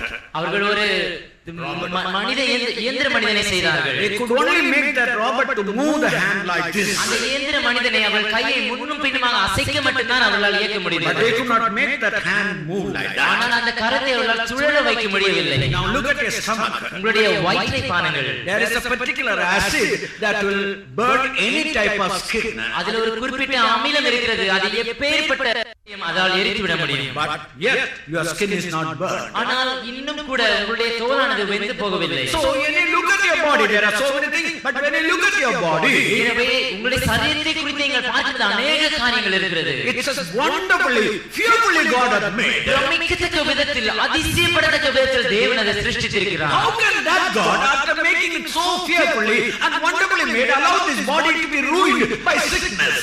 இவ்வளவு அதிசயப்படத்தக்க விதத்திலே பிரமிக்கப்படத்தக்க விதத்திலே சிருஷ்டித்த தேவன் அந்த சரீரத்தை எப்படி வியாதியினால் ஆட்கொள்ள அவர் அனுமதிப்பார்? How can the Lord permit you to suffer due to asthma and TB and cancer and all kinds of sicknesses? ஆஸ்துமாவினாலும் டிபியினாலும் கேன்சரினாலும் மற்றும் अनेक நோய்களினாலும் நீங்கள் கஷ்டப்படுவதற்கு தேவன் இப்படி அனுமதிப்பார். In God's mind, your body is a great important body. தேவனுடைய மனதிலே உங்கள் சரீரமானது ஒரு மிக முக்கியத்துவம் வாய்ந்த ஒரு சரீரமாக இருக்கிறது. That's why when Jesus came into the world, எனவே தான் இயேசு இந்த உலகத்திற்கு வந்த பொழுது Hebrews 10th chapter he says, எபிரேயர் 10ஆம் அதிகாரத்தில் அவர் சொல்கிறார். verses 5 and 6 he says, 5ஆம் வசனத்தில் 6ஆம் வசனத்தில் ஒரு விதம் Lo, சொல்கிறார். I have come to do thy will, O இதோ God. உம்முடைய சித்தத்தை வருகிற ஆண்டவரே நான் வருகிறேன். Thou hast prepared a body for me. நீர் எனக்கு ஒரு சரீரத்தை ஆயத்தம் பண்ணினீர். So Jesus knew the importance of this body. எனவே இயேசுவுக்கு இந்த சரீரத்தின் முக்கியத்துவம் அவர் அறிந்திருந்தார். To do the will of God, you need a body. தேவனுடைய சித்தம் செய்யும்படியாக உனக்கு ஒரு சரீரம் தேவையா இருக்கிறது. You know the Tamil, there is a proverb. தமிழிலே ஒரு பழமொழி இருக்கிறது. சுவர் இல்லாமல் சித்திரம் வரைய முடியாது. Without a wall we cannot draw a painting. If you want to draw a picture, you need a wall, they say. உங்களுக்கு ஒரு படம் வரைய வேண்டும் என்றால் உங்களுக்கு ஒரு சுவர் அவசியம் என்று அவர்கள் So there is சொல்கிறார்கள். a body you need it, then only God can help you to do the will of God. எனவே உங்களுக்கு ஒரு சரீரம் அவசியமா இருக்கிறது. அப்படி என்றால் தான் நீங்கள் தேவ சித்தம் செய்ய அவர் உங்களுக்கு உதவி செய்ய முடியும். In 1 Corinthians 3rd chapter 16th verse, 1 கொரிந்தியர் 3ஆம் அதிகாரம் 16ஆம் வசனத்திலே நீங்கள் தேவனுடைய ஆலயமாய் இருக்கிறீர்கள் என்றும் தேவனுடைய ஆவியின் உங்களில் வாசமாய் இருக்கிறார் என்றும் அறியாதிருக்கிறீர்களா? ஒருவன் தேவனுடைய ஆலயத்தை கெடுத்தால் அவனை தேவன் கெடுப்பார். தேவனுடைய ஆலயம் பரிசுத்தமாய் இருக்கிறது, நீங்களே அந்த ஆலயம். Know ye not that you are the temple of God, and that the Spirit of God dwelleth in you? If any man defile the temple of God, him shall God destroy. For the temple of God is holy, which temple ye are. see how Bible say about your body. வேதம் உங்களுடைய சரீரத்தை குறித்து என்ன சொல்கிறது என்று கவனியுங்கள். This is not an ordinary vessel.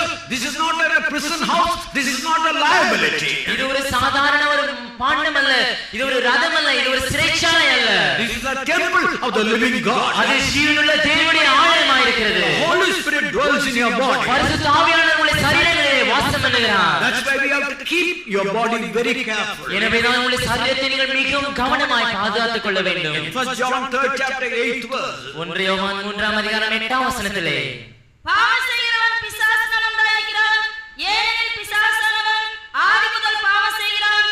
பிசாசுடைய கிரியைகளை அழிக்கும்படிக்கு தேவனுடைய குமாரன் வெளிப்பட்டார். He that committeth sin is of the devil, for the devil sinneth from the beginning.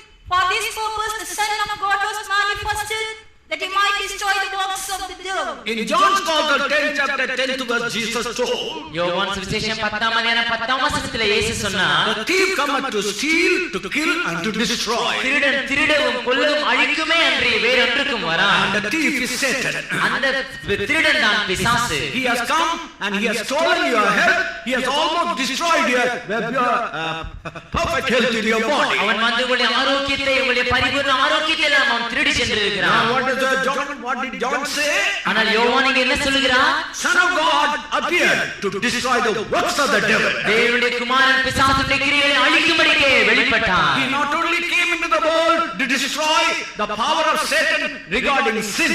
பாவத்தை குறித்த பிசாசுடைய வல்லமை அழிக்கும்படியாக மட்டும் அவர் இந்த உலகத்திற்கு வரவில்லை. He came to destroy the power of Satan over your body in afflicting you with the different type of sicknesses. உங்களுடைய சரீரத்திலே अनेक வியாதிகளை கொண்டு வந்து கஷ்டம் உண்டாக்குற அந்த பிசாசுடைய வல்லமை அழிக்கும்படியாகவே தேவகுமாரன் வெளிப்பட்டார். Many Christian scholars believe Christ came to give salvation to our soul. अनेक கிறிஸ்தவ பண்டிதர்கள் நம்புகிறார்கள் இயேசு கிறிஸ்து நம்முடைய சரீரத்திற்கு ஒரு இரட்சிப்பை நம்முடைய ஆத்மாவுக்கு ஒரு இரட்சிப்பை அருளும்படி வந்தார் என்று. But they don't believe that Christ can heal your body. ஆனால் அவர்கள் ஒருபோதும் நம்புவதில்லை இயேசு நம்முடைய சரீரத்தை சுகமாக்க முடியும் என்று. Wherever we go, நாம் எங்கு சென்றாலும், especially about the TPM or the CPM church, அதிலும் குறிப்பாக நம்முடைய பெந்தேகோஸ்தே சபையிடத்தில் நாம் கடந்து செல்வோம் என்றால், they say your singing is good, அவர்கள் சொல்கிறார்கள் உங்களுடைய பாட்டுகள் நன்றாக இருக்கிறது, your prayers are good, உங்களுடைய ஜெபங்கள் நன்றாக இருக்கிறது, your preachings are good, உங்களுடைய உபதேசங்கள் நன்றாக இருக்கிறது, your ministers are well, what they all consecrated. உங்களுடைய ஊழியர்கள் தியாகமும் பிரதிஷ்டையும் உள்ளவர்களாக இருக்கிறார்கள். But we could not understand why you are talking teaching called divine healing and telling people not to take medicine. ஆனால் இந்த தெய்வீக சுகசத்தியம் என்பதை குறித்து பேசி ஜனங்கள் ஏன் மருந்துகளை எடுக்கக்கூடாது என்று நீங்கள் பேசுகிறீர்கள் என்று எங்களால் விளங்கிக் கொள்ள முடியவில்லை. We can't understand in this 21st century. You say now doctors and medicine are not necessary and you are telling people not to take medicine. இந்த 21ஆம் நூற்றாண்டில் ஜனங்கள் மருந்து எடுக்கக்கூடாது, மருத்துவர்கள் அவசியமில்லை என்று சொல்கிறீர்கள். இதை எப்படி நான் புரிந்து கொள்ள முடியும்? Brethren, I will explain to you why we are teaching the doctrine on divine healing. சகோதரரே, இந்த காரியத்தை உங்களுக்கு நான் விளக்கட்டும் ஏன் நாங்கள் தெய்வீக சுக சத்தியத்தை குறித்து பேசுகிறோம் என்று. First I will tell you from the medical point of view. முதலாவதாக மருத்துவ கண்ணோட்டத்திலிருந்து நாங்கள் உங்களுக்கு சொல்லட்டும். There was a woman who lost her husband. ஒரு சகோதரி தன்னுடைய கணவனை இழந்திருந்தார்கள். They had a funeral it happened in America. They had a funeral in the country.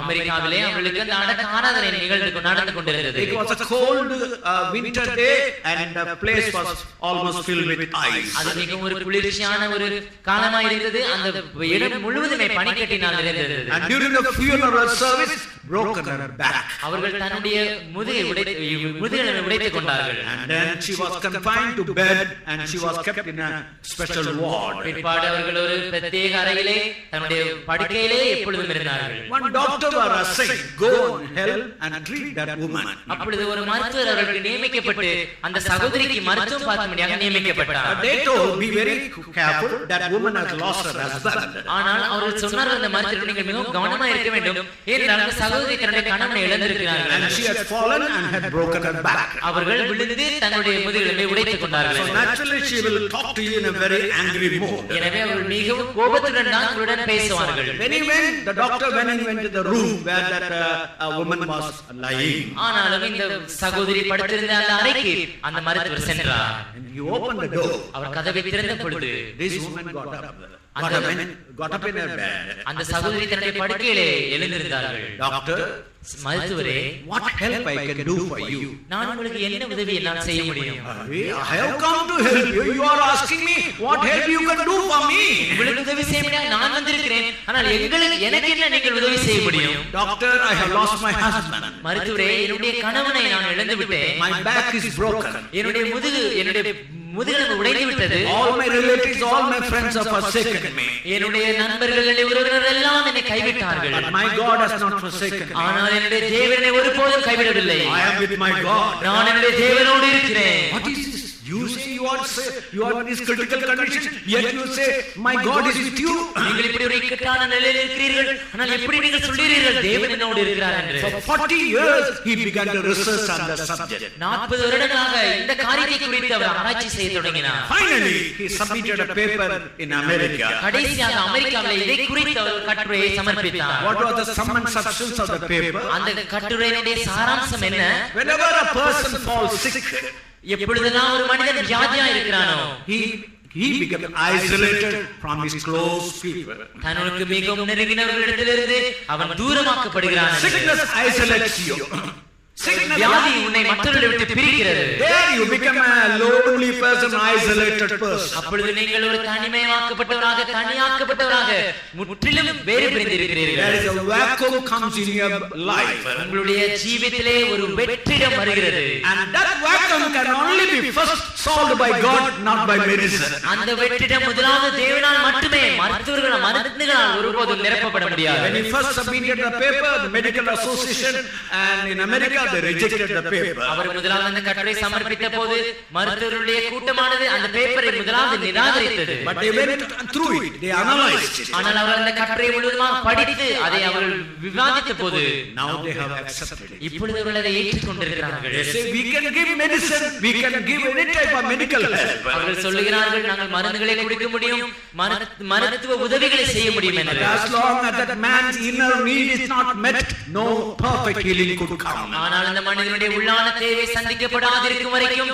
அவனால் ஒரு பூரணமான ஆரோக்கியத்தை பெற்றுக்கொள்ள So முடியாது. that's why now medical doctors say, first there is a need in inner healing. எனவே தான் மருத்துவர்கள் இப்பொழுது சொல்லுகிறார்கள் முதலாவது உள்ளான விதத்திலே ஒரு சுகம் அவசியம் என்று. When there is a inner healing, then you will have an outer healing. உள்ளான விதத்திலே சுகம் கிடைக்கும் பொழுது பிரமாண மனுஷனிலே சுகத்தை பெற்றுக் கொள்வீர்கள். For example, blood pressure. உதாரணத்திற்கு இரத்த கொதிப்பு. When you have a blood pressure, you don't take salt. உங்களுக்கு இரத்த கொதிப்பு இருக்கும் பொழுது நீங்கள் உப்பை தவிர்ப்பீர்கள். But they say blood pressure is due to angry heart. ஆனால் அவர்கள் சொல்கிறார்கள் இரத்த கொதிப்பு உங்களுடைய கோபமுடைய இதயத்தினால் மட்டுமே என்று. As long as you have an angry heart, you may keep yourself from without taking salt. That will never cure your sickness. உங்களுக்கு கோபப்படக்கூடிய இதயம் இருக்கும் வரைக்கும் ஒருவேளை நீங்கள் உப்பை தவிர்க்கலாம், ஆனால் இந்த கோபத்தை விட்டுவிடும் வரைக்கும் அந்த வியாதியில் இந்த சுகத்தை பெற்றுக்கொள்ள முடியாது. Suppose you are suffering from diabetes. ஒருவேளை நீங்கள் நீரிழிவு நோயினால் கஷ்டப்பட்டுக் கொண்டிருக்கலாம். Wherever you go, you say, I don't want sugar. எங்கெல்லாம் நீங்கள் செல்கிறீர்களோ அங்கெல்லாம் சொல்லுவீர்கள் எனக்கு சர்க்கரை அவசியம் இல்லை என்று. Well, that is good. அது நல்லதுதான். But doctors say, if you are a person who are having anxiety and care in your life, ஆனால் மருத்துவர்கள் சொல்கிறார்கள் நீங்கள் உங்களுடைய ஜீவிதத்திலே தவிப்புகளும் கலக்கங்களும் உடைய ஒரு மனிதனாய் இருப்பீர்கள் என்றால் you may be very watchful, but diabetes will kill you. நீங்கள் மிகவும் கவனமாய் இருக்கலாம், ஆனால் அந்த நீரிழிவு நோய் உங்களை கண்டிப்பாக கொன்றுவிடும். In the year 1951,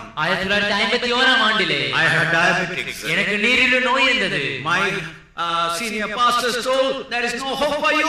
You cannot get any special food now. என்னுடைய மூத்த பாஸ்டர்களிடம் சொல்லிவிட்டார்கள் உனக்கு ஒன்றும் எங்களால் உதவி செய்ய முடியாது, உனக்கு பிரத்யேகமான உணவு ஒன்றும் இங்கு கொடுக்க முடியாது. And our senior pastors told, we are not going to pray for you. எனக்கு ஒரு மூத்த பாஸ்டர் தான், அவர் சொன்னார் நாங்கள் உனக்காக ஜெபிக்க போவதில்லை என்று. You look at the cross. நீ சிலுவையை நோக்கி பார். On the cross Jesus has taken your diabetes. சிலுவையிலே இயேசுவுடைய நீரிழிவு நோயை தம்மேல் சுமந்து விட்டார். You go and praise God. நீ போய் தேவனை மகிமைப்படுத்து. I was just in the ministry in the 1951, just entered in the ministry. அப்பொழுதுதான் 1951 ஆண்டில் நான் ஊழியத்திற்குள் பிரவேசித்திருக்கிறேன். I do not know what to do. எனக்கு என்ன செய்வதென்றே தெரியவில்லை. But I praise God. ஆனால் நான் தேவனை ஸ்தோத்திரித்தேன். The year 1994, 1994 ஆண்டிலே I had a very serious accident in Calcutta airport. Calcutta ஏர்போர்ட்டிலே எனக்கு மிகவும் ஒரு பயங்கரமான ஒரு விபத்துக்குள்ளானேன். For 1 week I could not move about. Both my legs were lacerated. ஒரு வாரம் முழுவதுக்கும் என்னால் என்னுடைய கால்களை கைகளை அசைக்க முடியவில்லை, அவைகள் எல்லாம் கிழிக்கப்பட்டிருந்தது. Nobody could touch. Only they could put some coconut oil. ஒருவராலும் என்னை தொட முடியவில்லை, தேங்காய் எண்ணெய் மட்டும் அவர்களால் அதில் போட முடிந்தது. After 1 week, ஒரு வாரம் முடிந்த பிறகு one doctor and one servant of God told me, ஒரு மருத்துவரும் ஒரு தேவனுடைய ஊழியக்காரனிடத்தில் சொன்னார்கள், Pastor, if you had blood in your problem in your blood, sugar in your blood, by this time your body, there would be gangrene in your body. ரத்தத்துல sugar இருந்திருக்கும்னா இதுக்குள்ள அது பழுத்திருக்கும். Pastor, if you had diabetes in your blood, then this time, before this time, it would have killed you. God had wonderfully healed. ஆனால் தேவனே அற்புதமான விதத்திலே சுகமாக்கினார். So there is a possibility you can be healed from diabetes. எனவே ஒரு சாத்தியக்கூறு இருக்கிறது, நீங்கள் நீரிழிவு நோயிலிருந்து விடுதலையாக்கப்பட முடியும். Suppose you are suffering due to asthma. ஒருவேளை நீங்கள் ஆஸ்துமாவினால் கஷ்டப்பட்டு கொண்டிருக்கலாம். I am not saying, but the doctors say, நான் சொல்லுகிறதில்லை, ஆனால் மருத்துவர்கள் விதம் கூறுகிறார்கள், you have got a suppressed anger, that's why you suffer due to asthma. நீங்கள் கோபத்தை அடக்கி வைக்கிறீர்கள், அதன் மூலமாக தான் உங்களுக்கு ஆஸ்துமா வருகிறது என்று. There are times you express your anger. ஆனால் சில சமயங்களில் நீங்கள் கோபத்தை வெளியாக்குகிறீர்கள். There are times you suppress your anger. ஆனால் சில சமயங்களில் கோபத்தை நீங்கள் அடக்கி வைத்துக் There are கொள்கிறீர்கள். times you repress that anger. ஆனால் சில சமயங்களில் கோபத்தை நீங்கள் புகுத்துகிறீர்கள். Like taking a photo and taking a copy of that photo. ஒரு புகைப்படத்தை எடுத்து அதற்கு மற்றொரு காப்பி நகல் எடுத்து வைப்பது போல. After taking the copy, அந்த நகலை எடுத்த பிறகு you keep the negative in your hand. அந்த நெகட்டிவை நீங்கள் உங்களுடைய கரங்களில் பாதுகாத்து வைத்துக் When you கொள்ளுங்கள். get angry, you shout. That is one way of getting angry. நீங்கள் கோபப்படும் பொழுது நீங்கள் கத்துகிறீர்கள், அது கோபப்படுவதன் ஒரு விதம். சிலர் கோபப்பட்டோம்னா அன்னைக்கு அவங்களுக்கு சாப்பாடு வேண்டாம்னு சொல்லிடுவாங்க. And when some get angry, they will say today they will not need their food. Take your fasting ன்னு சொல்லிடுவாங்க. And they will say today I am on fasting. சிலர் கோபப்பட்டோம்னா அவங்க அழ ஆரம்பிப்பாங்க. And some when they become angry, they will begin to cry. சிலர் கோபப்பட்டோம்னா அவங்க கதவை மூடி அவங்க ரூம்குள்ள கதவை அடைச்சிட்டு உட்கார்ந்துருவாங்க. And some after becoming angry, they will shut their doors upon themselves and they will keep themselves உள்ள inside. அந்த கோபம் அந்த எரிமலை கொதிக்கிற போல கொதிச்சிட்டு இருக்கும். But that anger inside them will be erupting as a volcano. கேரளத்துல ஒரு சிஸ்டர் என்னத்துல வந்து சொன்னாங்க. In Kerala, one sister came and said unto me, நெஞ்சு வலி எனக்கு ரொம்ப பயமா இருக்குது. Pastor, I am suffering from chest pain and I am very afraid of that. Sister ஏன் இந்த நெஞ்சு வலினால கஷ்டப்படுறீங்க? I asked unto a sister, why you are suffering from this chest pain? Master வாரத்துல 4 நாள் உபவாசம் எடுக்கிறேன். Pastor, for 4 days in a week I do fast. நீங்கள் ஒரு விசுவாசி தானே எப்படி 4 நாள் ஃபாஸ்டிங் எடுக்க முடியும்? I asked unto you are only a believer, how can you fast for 4 days? அந்த நேரம் பார்த்து அவங்களோட புருஷன் வந்தார். At the time her husband also came. Pastor என் மனைவி 4 நாள் உபவாசம் எடுக்கிறது சரிதான். Pastor, it is right that my wife she goes on fasting for 4 days. ஆனா உபவாசம் எடுக்கிற அந்த நாள்ல அவளுக்கு அதிக கோபம். But on the day when she fasts, she will be more angry. அந்த நாள்ல பிள்ளைகளை என்ன விதமா அடிப்பாள திட்டுவாள தெரியாது. பயங்கரமான And we cannot even know how she will thrash and beat the children on that day. To that extent her anger will be. அந்த உபவாசத்தினால என்ன பிரயோஜனம்? What is the use of that fasting? உள்ள கோபம் அடக்கி வச்சிட்டு இருக்கும்போது நீங்க எப்படி அந்த உபவாசம் எடுக்க முடியும்? When you suppress your anger inside, how can you fast? So many people, especially due to and they suffer due to asthma, they suppress that anger. எனவே ஆஸ்துமாவினால் கஷ்டப்படும் अनेक ஜனங்களும் தங்களுடைய கோபத்தை அடக்கி வைத்துக் கொள்கிறார்கள். Some people all the time their foot will be on the accelerator. சில ஜனங்கள் எப்பொழுதும் அவருடைய பாதங்கள் அந்த ஆக்சிலரேட்டர்ல இருக்கும். காலையில தொடங்குனா அந்த ராத்திரி தூங்க மாட்டாங்க. அந்த கால் அந்த ஆக்சிலரேட்டர் எடுக்கவே மாட்டாங்க. From the morning till they sleep in the night, they will never take their feet out of the accelerator. காலையில எழும்புறேன் எனக்கு ஏன் பெட் காபி சரியான நேரத்துல கிடைக்கலன்னா சண்டை போடுறது. Rising early in the morning, they will fight why my bed coffee is not prepared. காலையில தொடங்குற அந்த திட்டு ராத்திரி வர அது சரியில்லை இது சரியில்லை இது சரியில்லை என்ன செய்யறது? The scolding that begins in the morning, this is not right, that is not right, what shall I do? This is not until the புருஷன் night. இப்படி திட்டும்போது மனைவிக்கு என்ன செய்யறதுல அவ ஒரே ஒரு கரை பிள்ளைகளை நல்லா 2-3 அடி அடிச்சு. When the husband scolds in this way, the wife will not know what to do, therefore she will thrash the children. பிள்ளைகளை என்ன செய்ய முடியும்? பிள்ளைகள் இந்த கோபத்தை ஸ்கூல்ல போய் ஏதாவது குடும்பத்தை காட்டிடும். And what shall the children do? They will do some mischief in the school. ஒரு நாளாவது இளைப்பாறுதல் கிடையாது. No rest for a day. ஊழியர்களும் கூட கவனிக்க வேண்டும். Even the workers should consider this. ஆரம்ப நாட்களில் ஊழியத்தின் ஒரு ரகசியம் என்னவென்றால் The secret of the beginning days of our ministry was இளைப்பாறுதல் ஊழியம். a ministry of rest. எப்போதும் ராத்திரி பகலும் ஊழியம் செய்யறதல்ல. Night and day it is not ministering. அது நல்லதுதான். That is good. ஒரு நாள் இளைப்பாற வேண்டும். But on one day you should take rest. ஒரு நாள் உங்களுக்காக தனியாக தேவ சமூகத்தில் காத்திருக்க வேண்டும். On one day especially you should tarry in God's presence. மார்த்தாள் கர்த்தருக்காக ஆகாரத்தை தயார் பண்ணினாள். Martha she prepared food for the Lord. ஆனால் மரியாளோ இயேசுவின் பாதபடியில் இருந்தார். Mary she sat at the feet of Jesus. So when you don't take the proper rest in your physical life, எனவே உங்களுடைய சரீரத்திலே நீங்கள் ஒரு தேவையான இளைப்பாறுதலை அடையாமல் இருக்கும்போது definitely all kinds of sicknesses will come. நிச்சயமாக எல்லா விதமான வியாதிகளும் உங்களுக்கு வரும். So the doctor say first enter into your rest, then you will get a healing. எனவே மருத்துவர்கள் சொல்கிறார்கள் முதலாவது இளைப்பாறுதலுக்குள் பிரவேசியுங்கள் பிற்பாடு சுகத்தை அனுபவிப்பீர்கள். For 20 years a couple, doctor couple, they were practicing medicine. ஒரு மருத்துவ தம்பதியினர் 20 வருடங்களாக அவர்கள் மருத்துவ கலையில் இருந்தார்கள். And they gave it up. அவர்கள் அதை விட்டு விட்டார்கள். They said drugs only suppress, they don't heal. அவர்கள் சொன்னார்கள் மருந்துகள் வியாதியை அவர்கள் கீழ்ப்படுத்துகிறதே தவிர அவர்கள் பூரண சுகம் தர முடிவதில்லை என்று. There was a young girl in Thoothukudi. தூத்துக்குடியிலே ஒரு இளம் பெண் இருந்தாள். 1.5 years she had a high fever. அவளுக்கு 1.5 ஆண்டுகளாக கடும் காய்ச்சல் இருந்தது. They injected her. அவளுக்கு ஒரு ஊசி போட்டார்கள். What happened? It had got adverse effect. அது முரண்பாடான ஒரு விளைவை உண்டாக்கி விட்டது. One leg became almost half paralyzed. அவளுடைய ஒரு காலானது கிட்டத்தட்ட வாதத்தினால் பாதிக்கப்பட்டு She விட்டது. had completed MA, but she cannot stand properly on her foot. அவள் தன்னுடைய MA படிப்பை முடித்து விட்டாள். ஆனால் அவளால் தன்னுடைய பாதங்களில் சரியாக நிற்க முடிவதில்லை. Medical methods are good, but many times they have got their own defects. மருத்துவ முறைகள் நல்லதுதான், ஆனால் சில முறைகளில் அவைகள் நமக்கு கேடை விளைவிக்க கூடும். So dear brother, dear sister, do not say that we are the only people who are against medicine. எனவே அருமையான சகோதரனே சகோதரியே, நாங்கள் மட்டும்தான் இந்த மருத்துவத்திற்கு எதிரானவர்கள் என்று நினைக்க வேண்டாம். Doctors also have got a reserved opinion about medicine. மருத்துவர்களுக்கும் கூட இந்த மருத்துவத்தை குறித்து ஒரு முரண்பாடான கருத்து இருக்கிறது. My cousin's son had a cancer on the right part of the chest.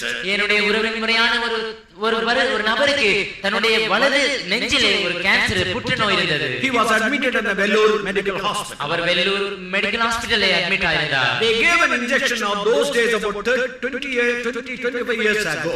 25 வருடங்களுக்கு முன்பாக அவருக்கு ஒரு ஊசி செலுத்தினார்கள். That injection cost 1,500 rupees. அந்த ஊசியினுடைய விலை 1500 ரூபாயாக இருந்தது. They injected him in his stomach. அவருடைய வயிற்று பகுதியிலே அந்த ஊசி போட்டார்கள். But he had an adverse effect. அது ஒரு முற்றிலும் மாறுபாடான ஒரு விளைவை உண்டாக்கி விட்டது. Finally the doctor told my cousin, கடைசியாக அந்த உறவின் முறையாளர் சொன்னார், if I were you, the father of your son, நான் மட்டும் இந்த நபருடைய தகப்பனாக இருந்திருப்பேன் என்றார், I would have never given this type of injection. இந்த ஊசி நான் ஒருபோதும் அவருக்கு கொடுத்திருக்க மாட்டேன். So my cousin came and asked, Anand, this is the doctor's opinion. எனவே அந்த என்னுடைய உறவினர் என்னுடைய சகோதரத்தில் வந்து இதுதான் மருத்துவருடைய கூற்றாக இருக்கிறது என்றார்கள். I said, if that be so, let the boy stand for divine healing, and even if he die now, let him stand for divine healing. அப்பொழுது நான் சொன்னேன், அப்படி என்றால் அவன் தெய்வீக சத்தியத்திற்காக நிற்கட்டும், அவன் மரித்தாலும் அது பரவாயில்லை என்று. He died, but he stood for the Lord later. அவன் மரித்தான், ஆனால் அவன் தேவனுக்காக நின்றான். So it's not our opinion. Generally, that medical circles have got a reserved opinion. எனவே இது எங்களுடைய கூற்று மட்டுமல்ல, இது மருத்துவருடைய கூற்றும் கூட ஆகும். Now, what is the actual root cause of all these sicknesses? எனவே இந்த வியாதிகளுடைய எல்லா ஆரம்ப காரணம் கர்த்தா யார்?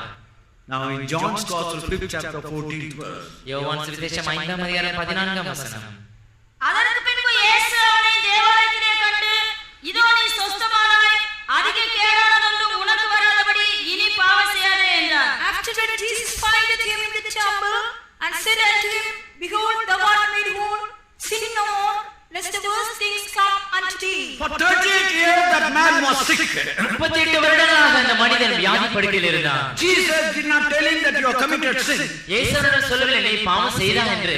He healed him first. அவர் அவனை முதலாவது சுகமாக்கினார். Later he saw him say, you are healed now. பிற்பாடு அவனை பார்த்து இப்பொழுது நீ சுகமாயிருக்கிறாய். Be very careful, if you commit sin, a worse thing will happen. நீ இனி பாவம் செய்யாதே, ஏனென்றால் மேலும் கொடூர வியாதி உன்னை வந்து தாக்கும் என்று. In Exodus 15 chapter verse 26.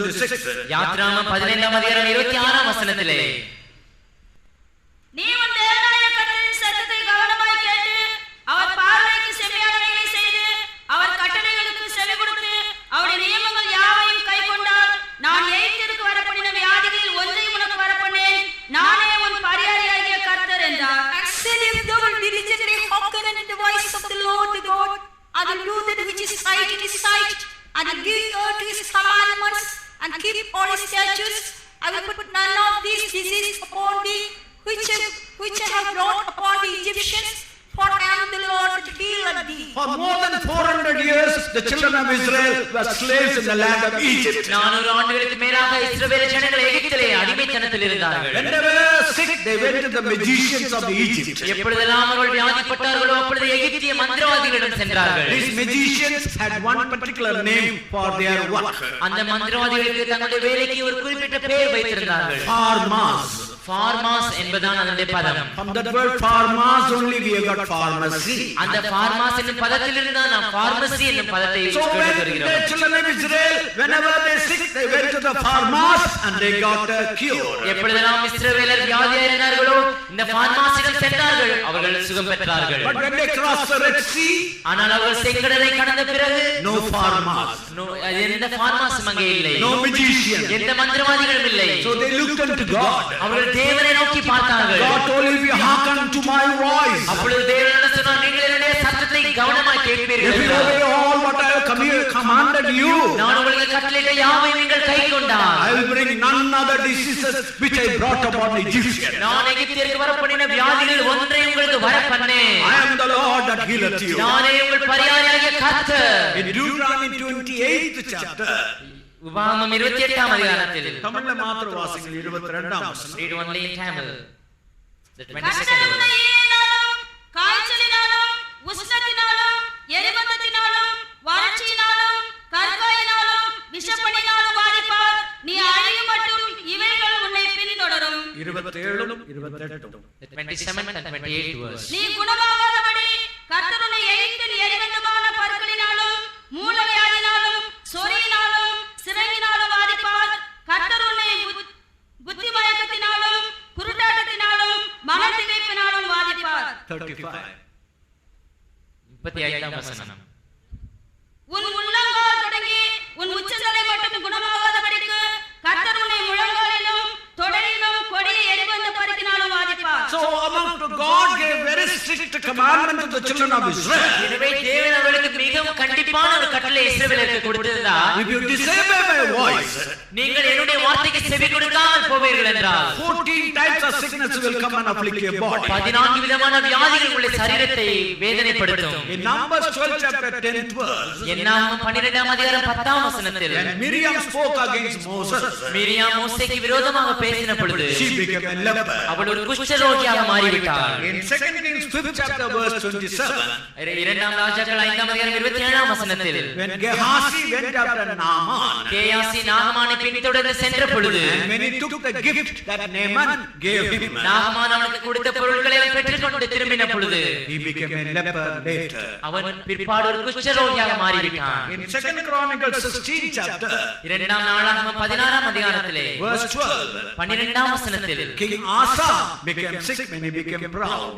ஆசா பெருமை அடைந்த போது தன்னுடைய ஜீவிதத்தில் வியாதி அடைந்தான். In 2 Chronicles chapter 26 இரண்டாம் நாளாகமம் 26ஆம் அதிகாரத்தில் verse 21, 21ஆம் வசனத்தில் Uzziah due to pride he became a leper. உசியா தன்னுடைய பெருமையினாலே குஷ்டரோகியாக மாறினான். When you go to the life and history of Job, யோபினுடைய வாழ்க்கைக்கும் சரித்திரத்திற்கும் நாம் கடந்து செல்லும் பொழுது Job was a righteous man. யோபு ஒரு நீதிமானாயிருந்தான். God himself gave a good report about Job. தேவனே அவனை குறித்து ஒரு நல்ல சாட்சி கொடுத்திருந்தார். Then the question comes, how Job could be afflicted with the boils over the body? அப்பொழுது நாம் ஒரு கேள்வி கேட்கக்கூடும், அப்படி என்றால் யோபு எப்படி தன் சரீரத்தில் பருக்களினால் வாதிக்கப்படக்கூடும் என்று. God permitted it. தேவன் அனுமதித்தார். But there are 3 reasons. ஆனால் அதற்கு 3 காரணங்கள் இருக்கிறது. In Job 3:25 we read, யோபு 3:25 நாம் வாசிக்கிறோம். Job says, what I feared that happened in my life. யோபு சொல்கிறார், நான் பயந்த காரியம் எனக்கு நேரிட்டது. Job was a righteous man. யோபு ஒரு நீதிமான். You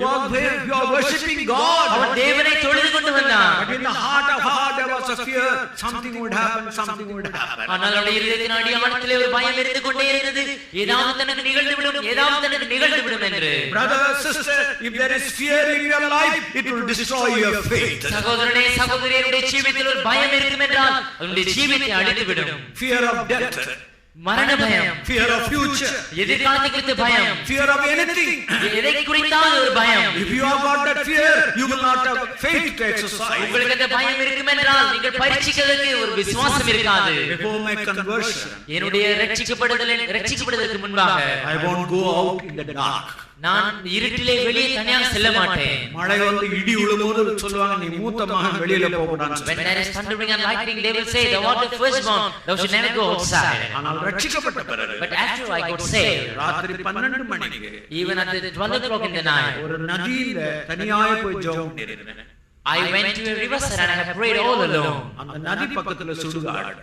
Nearby the riverside there was a crematory ground. எல்லாரும் ஆச்சரியப்பட்டாங்க, எப்படி தான் இந்த பகுதியில ராத்திரி 12 மணில இருந்து 2 மணி வரை ஜெபம் பண்ணாய்? Everyone marveled how you prayed at this place from the night 12 o'clock to 2 o'clock. I was a man full of fear. நான் முற்றிலும் பயம் நிறைந்த ஒரு மனிதனாக But when இருந்தேன். I accepted Christ, that fear was removed. ஆனால் நான் கிறிஸ்துவை ஏற்றுக்கொண்ட பொழுது அந்த பயம் முற்றிலும் நீங்கிவிட்டது. So Job was a righteous man, but the fear was there governing his body. எனவே யோபு ஒரு நீதிமானாக இருந்தான், ஆனால் அவனுடைய ஜீவியத்தை ஒரு பயமானது ஆட்கொண்டு வந்தது. In Job 29th chapter, யோபு 29ஆம் அதிகாரத்தில் 6th verse we read, 6ஆம் வசனத்தில் நாம் வாசிக்கிறோம். Job washed his feet with butter. யோபு தன்னுடைய பாதங்களை நெய்யினால் கழுவினான். He lived a very luxurious luxurious life. அவன் மிக ஒரு ஆடம்பரமான செல்வ செருக்கான வாழ்க்கை வாழ்ந்து வந்தான். Generally, we used to wash our feet with water. நாம் பொதுவாக நம்முடைய பாதங்களை தண்ணீரினால் கழுவுவோம். But here Job washed his feet with butter. யோபு தன்னுடைய பாதங்களை நெய்யினால் கழுவினான். Because he lived in a luxurious அவன் life. இப்படி ஒரு செல்வ செருக்கான வாழ்க்கை வாழ்ந்ததினால் He had a desire. அவனுக்கு ஒரு ஆசை இருந்தது. In 18th verse. 18ஆம் வசனத்திலே, Oh, if I live long in this nest, it will be very good. நான் இந்த கூட்டிலே அநேக நாள் ஜீவிப்பேன் என்றால் அது எவ்வளவு நன்மையாக இருக்கும். But when he went through the period of that affliction, அவன் அந்த கஷ்டத்தின் பாதையிலூடாக நடந்து போகும்போது, then he longed, Lord, when I will see my Redeemer. அப்பொழுது அவன் ஏங்கினான், ஆண்டவரே, நான் எப்பொழுது என்னுடைய மீட்பரை காண்பேன். But the third thing very important. ஆனால் மூன்றாவது காரியம் மிக முக்கியமான ஒரு காரியம். Kindly read Job 30th chapter verse 1. யோபு 38ஆம் அதிகாரம் 1ஆம் வசனம். 31. யோபு 31. Job 31. இப்போதோ என்னிலும் இளமையானவர்கள் என்னை பரியாசம் பண்ணுகிறார்கள். இவருடைய பிதாக்களை நான் என் மந்தையை காக்கும் நாய்களோட வைக்கவும் கூட வெட்கப்பட்டிருப்பேன். 30. Job 30 verse But 1. now they that are younger than I have been derision, whose fathers I would have disdained, to have said with the dogs of my flock. யோபு வியாதிப்பட்ட போது இளையவர்கள் அவனை கேலி பண்ண ஆரம்பித்தார்கள். When Job was sick, the younger people they began to mock him. யோபு என்ன சொன்னார்? What Job said? இப்பொழுது இளையவர்கள் என்னை கேலி பண்ணுகிறார்கள். Now these young people they mock me, இவனுடைய தாப்பமார் என்னிடத்தில் வேலை செய்தார்கள். but their fathers they worked under me. அவர்கள் என்னிடத்தில் வேலை செய்தபோது And while they worked under me, அவர்களை என்னுடைய மந்தையை காக்கிற நாய்களோடு படுக்க வைக்க மாட்டேன். I will not even make them lie down with the dogs that keep my flock. ஏன்? Why? என்னுடைய நாய்கள் தான் எனக்கு முக்கியம். Because only my dogs are important to me. ஒரு கூலிக்காரன். But they are only bondmen. அவன் வெளிப்பிரகாரமான நீதியுள்ள மனுஷனாய் இருந்தபோது And though he was a righteous man outside, அவன் அறியாதபடி மற்றவர்களை நிந்திக்கிற ஆவி இருந்தது. unknowingly he had the spirit of despising others. தேவனுடைய பிள்ளையே, உன்னுடைய வியாதிக்கு ஒரு காரணம் மற்றவர்களை நிந்திக்கிற ஆவியா இருக்கலாம். Child of God, one reason for your sickness may be a despising spirit. நீ சுகத்துக்காக இந்த ராத்திரி வந்திருக்கிறாய். Sometimes you have come for healing this night, உன்னுடைய இதயத்தை பரிசுத்து பார். and you examine your heart. பயம் இருக்கிறதா? Do I have fear? luxurious ஆடம்பரமான ஜீவிதத்தை ஜீவிக்கிறாயா? Are you living in a luxurious life? அல்லது நீ மற்றவரை உன்ன சகோதரனையோ சகோதரியை நிந்தித்து அவமானப்படுத்துகிறாயா? Are you despising your brother or sister, or are you reproaching them? நாங்கள் உங்களுக்காக ஜெபம் பண்ண முடியும். We can pray for you, ஆனால் எங்களுடைய ஜெபம் உங்களுக்கு அது பிரயோஜனப்பட வேண்டுமானால் but if our prayer should be of any avail to you, அந்த வியாதிக்கு மூல காரணம் என்பதை கண்டுபிடித்து அதை நீங்கள் வெளியே தள்ளிவிட வேண்டும். understand the root cause of the sickness, you should cast them away. மத்தேயு 18:35 வசனம் வாசிங்க. Let us read Matthew chapter 18 verse 35. வசனம் வாசிங்க. டிலே பண்ணாம சுருக்கமா வாசிங்க. To read the verse, don't make it delay, but make it fast. நீங்களும் அவனவன் தன் சகோதரன் செய்த தப்பிதங்களை மனப்பூர்வமாய் மன்னியாமற் போனால் என் பரமபிதாவும் உங்களுக்கு இப்படியே செய்வார் என்றார். So likewise shall my heavenly Father do also unto you, if you from your hearts forgive not everyone his brother that trespasses. இந்த ஓமையை குறித்து பாஸ்டர் டான் மிக அருமையாக விளக்கினார். Pastor John explained about this parable very beautifully. அந்த மனுஷன் தன்னுடைய பெரிய கடன் அவனுக்கு மன்னிக்கப்பட்ட போது When that man was forgiven his great debt, அவன் தனக்கு 100 வெள்ளிக்காசு கொடுக்க வேண்டிய ஒரு மனுஷனுக்கு மன்னிக்கவில்லை. and he never forgave another man who was indebted to give for 100 pence. இதை ராஜா அறிந்தபோது When the king came to know of this, அவனை வாதிக்கிறவர்கள் கையில ஒப்பு கொடுத்தார். he gave him to the tormentors.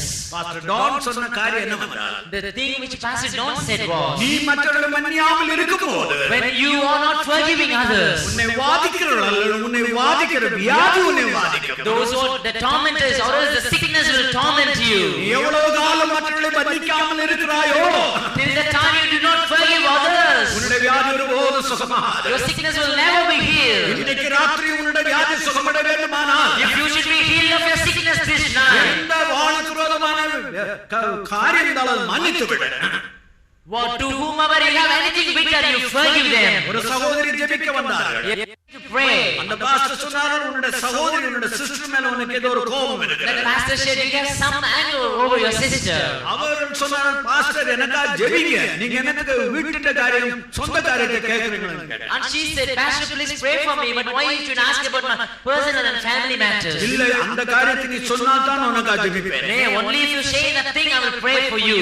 20 வருஷத்துக்கு முன்பாக என்னுடைய சகோதரி என்னுடைய புருஷனை தன்னுடைய பக்கமா இழுத்துக்கொண்டு என்னுடைய குடும்பத்தை நஷ்டப்படுத்தி விட்டார். Before 20 years, my sister, she eloped with my husband and she destroyed my family. எப்படி அவளை மன்னிக்க முடியும்? How can I forgive her? இல்ல நீ மன்னிக்க வேண்டும். No, you should forgive her. அவள் 600 கிலோமீட்டருக்கு மேல தூரத்தில் இருக்கிறார். And she is in a far place of 60 kilometers. இல்ல 600 கிலோமீட்டர். No, 600 kilometers. அதனால நீ அப்ப உடனே பாஸ்டர் சொன்னா நீ அவளுக்கு ஒரு லெட்டர் எழுது. Then immediately the pastor said you write a letter to her. அவள் லெட்டர் எழுதுனா. And she wrote a letter.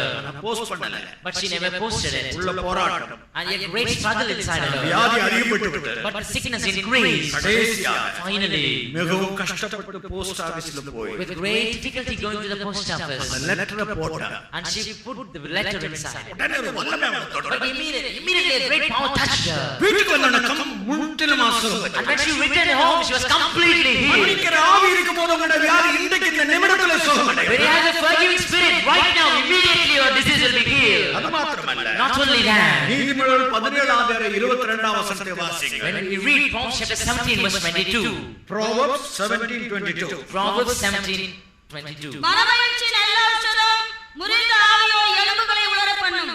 Merry heart is good like a medicine, but a broken spirit drieth the bones. If you have a broken spirit, it will dry up your bones. உங்களுக்கு ஒரு முறிந்த ஆவி இருக்கும் என்றால் அது உங்களுடைய எலும்புகளை உலர பண்ணும். If your heart is all the time broken, if you are all the time depressed, your bones will be dried. உங்களுடைய இருதயமானது எப்பொழுதும் சோகமடைந்த நிலவரத்தில் இருக்கும் என்றால் அது உங்களுடைய எலும்புகளை உலர பண்ணும். In Singapore when I went, நான் சிங்கப்பூருக்கு சென்ற போது one brother told me, ஒரு சகோதரனிடத்தில் விதம் சொன்னார், Pastor, your body has got something strong, something different.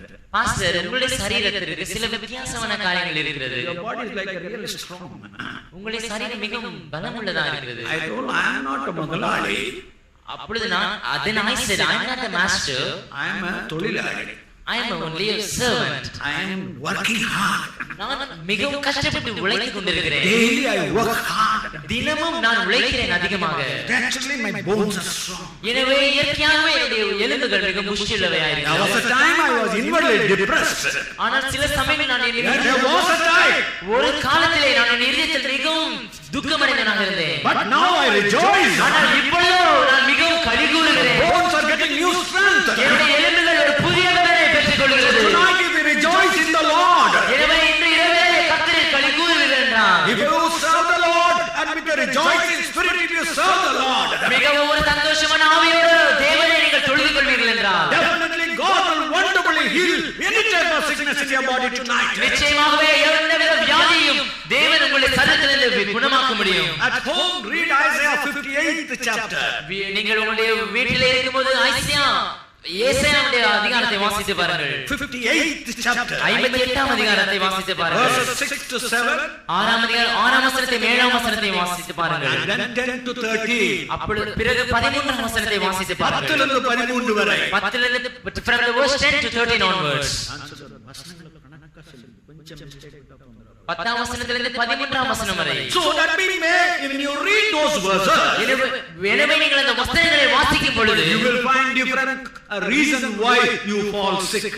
அப்பொழுது நீங்கள் அறிந்து கொள்வீர்கள் நாம் ஏன் வியாதியில் விழுகிறோம் என்ற காரணத்தை. When you don't give food to the brother who comes and asks food, உங்களுக்கு ஒரு உணவை கேட்டு வரும் சகோதரருக்கு நீங்கள் உணவை கொடுப்பதில்லை என்றால், if you don't give the cloth to the man who has no clothes, வஸ்திரம் இல்லாதவருக்கு நீங்கள் வஸ்திரத்தை கொடுக்கவில்லை என்றால், if a man is without a house, if you don't help him to find a place to dwell, வீடு இருக்க இடமில்லாதவனுக்கு நீங்கள் வீடை நீங்கள் அவனுக்கு இருக்க ஆயத்தப்படுத்தவில்லை என்றால், if you are not helping your neighbor, உன்னுடைய அயலகத்தாருக்கு நீங்கள் உதவி செய்யவில்லை என்றால், if you are not loving your neighbor, உன்னுடைய அயலகத்தாரை நீங்கள் நேசிக்கவில்லை என்றால், if you all the time point out your finger against the faults of the neighbor, எப்பொழுதுமே உங்களை விரலை சுட்டிக்காட்டி மற்றவருடைய உங்களை அயலகத்தாருடைய தப்புகளை நீங்கள் சுட்டிக்காட்டுவீர்கள் என்றால், then you will fall sick. அப்பொழுது நீங்கள் வியாதிப்படுவீர்கள். So these are all biblical reasons why we fall sick. வேதத்தில் இந்த காரணங்கள் நாம் வியாதியில் விழுவதற்குரிய காரணங்கள் இவை. These are the reasons. இவைகள் தான் காரணங்கள். You may say, I have not taken medicine. நீங்கள் சொல்லலாம், நான் மருந்து எடுக்கவில்லை என்று. That is all. That is good. அது நல்லதுதான். But if you are not able to find out why you are sick, ஆனால் நீங்கள் ஏன் நாம் வியாதிப்பட்டோம் என்று நீங்கள் அறிந்து கொள்ள முடியவில்லை என்றால், then as long you stand for divine healing, you will never be healed. நீங்கள் தெய்வீக சத்தியத்துக்காக நிற்கலாம், ஆனால் நீங்கள் ஒருபோதும் சுகமடைய முடியாது. Saints of God may fast and pray for you, பரிசுத்தவான்கள் உங்களுக்காக உபவாசித்து ஜெபிக்கலாம், but yet that you will not be healed. ஆனால் நீங்கள் சுகமடைய போவதில்லை. So find out why you are falling sick. எனவே நீங்கள் கண்டுபிடியுங்கள் நாம் ஏன் வியாதிப்பட்டோம் என்று. But there are times, ஆனால் சில சந்தர்ப்பங்கள் உண்டு. in John's Gospel 9th chapter, யோவான் சுவிசேஷம் 9ஆம் அதிகாரம், there was a born blind man. பிறவி குருடனாகிய ஒரு மனுஷன் இருந்தான். So they asked Jesus, அவர்கள் இயேசுவிடத்தில் கேட்டார்கள், why this man is born blind? இந்த மனிதன் ஏன் பிறக்கும் பொழுதே குருடனாக பிறந்தான்? Did he commit sin? அவன் பாவம் செய்தானோ? Did his parents commit sin? அவனுடைய பெற்றோர்கள் பாவம் செய்தார்களோ? What did Jesus say? அப்பொழுது இயேசு என்ன சொன்னார்? He did not commit sin. அவன் பாவம் செய்யவில்லை, His parents did not commit sin. அவனுடைய பெற்றோர்களும் பாவம் செய்யவில்லை. The works of God may be manifest. ஆனால் தேவனுடைய கிரியைகள் அவனிடத்தில் வெளிப்படும்படிக்கு. That means there are times God allows certain people to have certain type of physical conditions. அப்படி என்றால் சிலருக்கு சில சரீர பிரகாரமான காரியங்கள் இருக்கும்படியாக தேவன் தாமே அனுமதிக்கிறார். You may be blind. நீங்கள் ஒருவேளை குருடராக இருக்கலாம், You may be deaf. நீங்கள் ஒருவேளை செவிடராக இருக்கலாம், You may be dumb. நீங்கள் ஊமையாக இருக்கலாம், You may have a heart problem. உங்களுக்கு இருதயத்தில் கஷ்டங்கள் இருக்கலாம், You may have a cancer. உங்களுக்கு புற்றுநோய் இருக்கலாம், You may have ulcer. உங்களுக்கு அல்சர் இருக்கலாம், You may have any type of problem. எப்பேற்பட்ட பிரச்சனையாக இருக்கலாம். There are times God allows it that He may heal you and prove to others how He can heal even that type of sickness. ஆனால் உங்களை சுகமாக்கி மற்றவர்களுக்கு நிரூபிக்கும்படியாக தேவன் இந்த சந்தர்ப்பங்களை உங்கள் ஜீவிதத்தில் அனுமதித்திருக்கலாம். In Isaiah 53 verses 4 and 5, ஏசாயா 53ஆம் அதிகாரம் 4ஆம் வசனத்திலும் 5ஆம் வசனத்திலும், மெய்யாகவே அவர் நம்முடைய பாடுகளை ஏற்றுக்கொண்டு நம்முடைய துக்கங்களை சுமந்தார், நாமோ அவர் தேவனால் அடிபட்டு வாதிக்கப்பட்டு சிறுமைப்பட்டவர் என்று எண்ணினோம். நம்முடைய மீறுதல் நிமித்தம் அவர் காயப்பட்டு நம்முடைய அக்கிரமங்கள் நிமித்தம் அவர் நொறுக்கப்பட்டார். நமக்கு சமாதானத்தை உண்டு பண்ணும் ஆக்கினை அவர் மேல் வந்தது, அவருடைய தழும்புகளால் குணமாகிறோம். Surely he hath borne our griefs and carried our sorrows, yet esteemed is stricken, smitten of God and afflicted. But he was wounded for our transgressions, he was bruised for our iniquities. The chastisement of our peace was upon him, and with his stripes we are healed. yesterday I told you, for our peace Jesus took the punishment. நேற்றைக்கு நான் உங்களுக்கு சொன்னேன், நம்மளுடைய சமாதானத்தின் ஆக்கினையை இயேசு ஏற்றுக்கொண்டார். Now here Isaiah says, ஆனால் இந்த இடத்தில் ஏசாயா சொல்லுகிறான், the way he took that punishment upon his body, அவர் தன்னுடைய விதத்திலே தன்னுடைய சரீரத்திலே அந்த ஆக்கினையை ஏற்றுக்கொண்ட விதம், that brought peace, at the same time that brought healing to your body. அது உங்களுக்கு சமாதானத்தை கொண்டு வந்தது, அதே சமயத்தில் உங்களுடைய சரீரத்துக்கு சுகத்தை கொண்டு வந்தது. By his stripes you are healed. அவருடைய தழும்புகளால் நீங்கள் குணமானீர்கள்.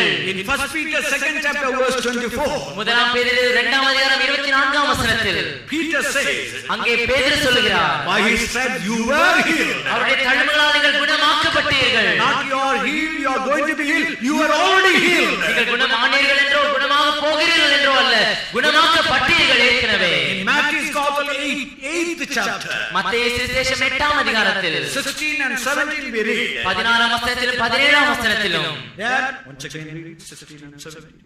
சொஸ்தமானபோது பிசாசு பிடித்திருந்த அநேகரை அவரிடத்தில் கொண்டு வந்தார்கள். அவர் அந்த ஆவிகளை தமது வார்த்தையினாலே துரத்தி பிணியாளர்கள் எல்லாரையும் சொஸ்தமாக்கினார். அவர் தாமே நம்முடைய பலவீனங்களை ஏற்றுக்கொண்டு நம்முடைய நோய்களை சுமந்தார் என்று ஏசாயா தீர்க்கதரிசியால் உரைக்கப்பட்டது நிறைவேறும்படி இப்படி நடந்தது. When the even was come, they brought unto him many that were possessed with devils, and he cast out the spirits with his word, and healed all that were sick, that it might be fulfilled, which was spoken by Isaiah the prophet, saying, himself took our iniquities and bare our sicknesses. Jesus healed the sick people on the basis of this particular prophecy. இயேசு ஜனங்களை இந்த தீர்க்கதரிசனத்தின் அடிப்படையிலே சுகமாக்கினார். What is the prophecy? அந்த தீர்க்கதரிசனம் என்ன?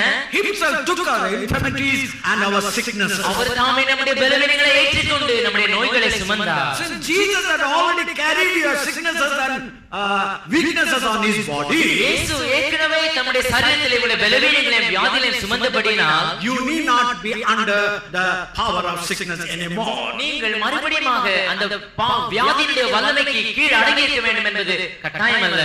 Now how we can experience that healing? இப்பொழுது இந்த இரவிலே நாம் எப்படி அந்த சுகத்தை அனுபவிப்பது? In Exodus 15 chapter 26th verse, யாத்ராகமம் 15ஆம் அதிகாரம் 26ஆம் வசனத்திலே, if you hearken to the voice of God, தேவனுடைய சத்தத்திற்கு நீங்கள் செவி கொடுப்பீர்கள் என்றால், if you are willing to obey the voice of God, தேவனுடைய சத்தத்திற்கு செவி கொடுக்க உங்களுக்கு மனம் இருக்கும் என்றால், that very willingness and the very act of obedience will bring about healing in your body. அந்த மனதும் அந்த கீழ்ப்படியே உங்களுக்கு இருக்கிற விருப்பமும் உங்களுடைய சரீரத்திலே சுகத்தை கொண்டு வரும். When Jesus was 30 years old, இயேசு 30 வயதான பொழுது he took water baptism. அவர் ஞானஸ்நானம் எடுத்துக்கொண்டார். John the Baptist told, sir, I need to be baptized by you. யோவான் ஸ்நானகன் அவரிடம் சொன்னார், ஆண்டவரே, உம்மிடத்தில் நான் பெற வேண்டியதா இருக்கிறது. Jesus told, இயேசு அவரிடம் சொன்னார், suffer it now. இப்பொழுது இதற்கு இடம் கொடு. In this way we have to fulfill all righteousness. இப்படி நாம் எல்லா நீதியையும் நிறைவேற்றுவது நமக்கு ஏற்றதா இருக்கிறது. So if healing has to be accomplished in your life, எனவே உங்களுடைய ஜீவிதத்தில் இந்த சுகமாகுதல் நடைபெற வேண்டும் என்றால், if you are saved and if you are really experiencing the truth of forgiveness in your life, நீங்கள் ரட்சிக்கப்பட்டு பாவ மன்னிப்பின் நிச்சயத்தை உங்களுடைய ஜீவிதத்தில் பெற்றிருப்பீர்கள் என்றால், the second step of obeying in water baptism is very essential. தண்ணீர் ஞானஸ்நானத்தில் கீழ்ப்படியும் அந்த இரண்டாவது படி மிக மிக முக்கியமான ஒன்று. There are 4 conditions regarding the true water baptism. உண்மையான ஞானஸ்நான சத்தியத்தை குறித்து 4 காரியங்கள் உள்ளது.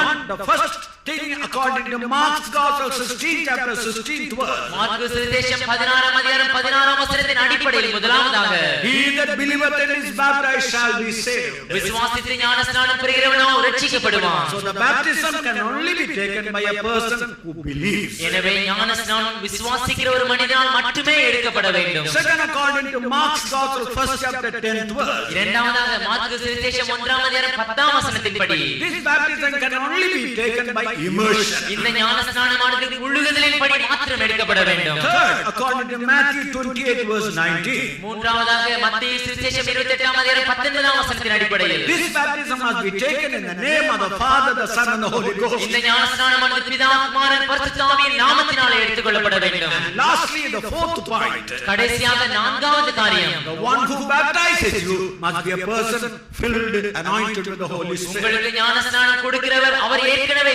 பரிசுத்த ஆவியின் அபிஷேகத்தினால் நிரப்பப்பட்டவராய் இருக்க வேண்டும். There was a mother who suffered due to incurable disease. ஒரு குணமாக்கப்பட முடியாத வியாதினாலே ஒரு தாயார் கஷ்டப்பட்டுக் கொண்டிருந்தார்கள். And she decided to take water baptism. அவர்கள் ஞானஸ்நானம் தண்ணீர் ஞானஸ்நானம் எடுக்க தீர்மானித்தார்கள். I had to give her a baptism on December month in a sea near Colombo.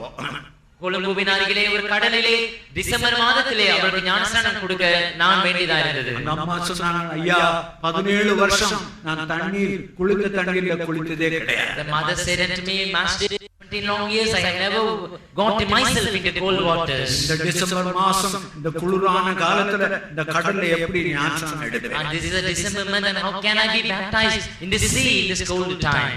ஆயே தேவனுடைய வசனத்துக்கு கீழ்ப்படிந்து நீங்கள் எடுங்கள். And I said, Mother, obeying the word of God, you take baptism. தேவனுடைய வசனத்துக்கு கீழ்ப்படிந்து ஞானஸ்நானம் எடுத்தார். Obeying the word of God, she took baptism. ஞாயிற்றுக்கிழமை ஒரு சாட்சி சொன்னார். On the Sunday, what she testified was, 17 வருஷம் நான் தண்ணீர்ல குளித்தது கிடையாது. for 17 long years I have never bathed myself in the waters. நேற்று ஞானஸ்நானம் எடுத்தபோது But when yesterday I took baptism, கர்த்தருடைய வியாதிகளை எல்லாம் சுமக்கி the விட்டார். Lord has healed all my sicknesses. நான் எந்த விதமான வியாதியா இருக்கட்டும், Whatever type of sickness it be, தேவனுடைய வார்த்தையின்படி நீங்கள் அவருடைய வார்த்தைக்கு கீழ்ப்படிந்து ஞானஸ்நானம் எடுக்கும்போது according to the word of God, obeying when you take the baptism, அந்த ஞானஸ்நானத்துக்கு உங்களுடைய படி எடுத்து வைக்கும்போது உங்களுடைய வியாதி சுகமாகும். even when you take a step of baptism, that sickness will be healed. ஆண்டவர் சுகமாக்குற வழிகளில் பல வழிகள் உண்டு. There are so many ways in which the Lord heals you. இயேசு வியாதிஸ்தரை தொட்டு சுகப்படுத்தினார். Jesus touching the sick, he healed them. அநேகர் அவருடைய வஸ்திரத்தை தொட்டு சுகமானார். When he touching his garment, they got healed. ஆனால் 11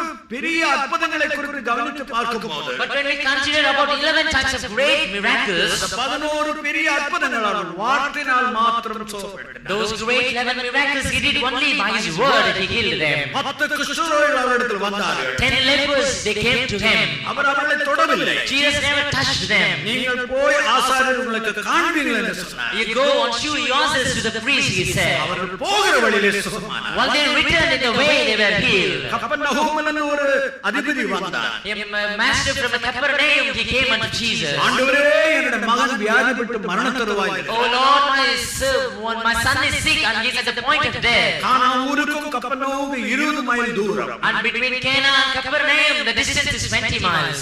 ஆண்டவர் சொன்னார் உன்னுடைய மகன் சுகமாயிட்டார். The Lord said, thy son he has been healed now.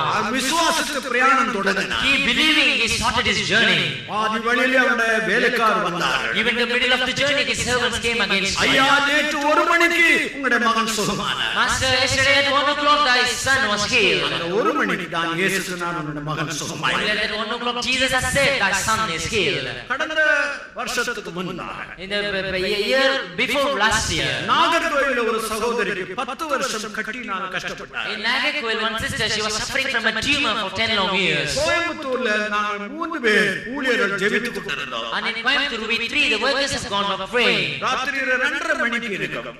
It will be at 2:30 in the morning in the night. இந்த சகோதரிக்கு ஜெபித்தோம். And we prayed for the sister. திடீர்னு சொன்னாங்க கர்த்தர் சுகப்படுத்தி விட்டார் என்று சொன்னாங்க. Suddenly she said the Lord has healed me. We said the Lord has healed me. He healed her.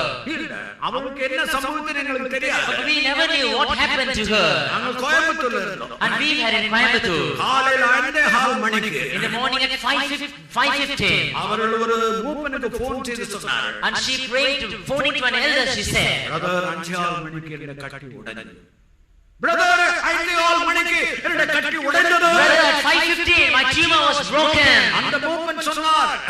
That elder said. நேற்று இரவுல உங்களுக்கு ஜெபித்து விசுவாசத்தினால சுகம் கிடைத்தது என்று சொன்னோம். Yesterday night we prayed for you with faith we said you have got healing. இந்த வருஷம் கோழிக்கோடு கன்வென்ஷனுக்கு போனபோது And this year when we went for the Kozhikode convention, அந்த சகோதரி நம்முடைய ஊழியத்தில் இருக்கிறார். the sister of that sister she is in our ministry. அவர் வந்து என்னிடத்தில் சொன்னது. She coming to us and she said to me, Pastor, அந்த கட்டி இருந்ததான ஒரு அடையாளம் கூட இல்லை. there is not even a trace where the tumor was. விஜயவாடால In Vijayawada, 4 வருஷம் ஒரு மனுஷன் நடக்க முடியவில்லை. a man was not able to walk for 4 long years. அவனை 3 பேர் சுமந்து கொண்டு வந்தார். And 3 people carried him. நாங்கள் தொடவில்லை. And we never touched him. கர்த்தருடைய வசனம் அவனை The தொட்டது. word of God touched him. எழும்பினான். And he rose up. 1,60,000 ரூபாய் செலவழித்த அந்த மனுஷன் And the man who spent 1,60,000 rupees. எழும்பி மேடையில வந்து சாட்சி சொன்னார். And he rising up, coming to the dais, he testified. திருச்சியில ஒரு staff nurse And in Trichy, a staff nurse, cancer அந்த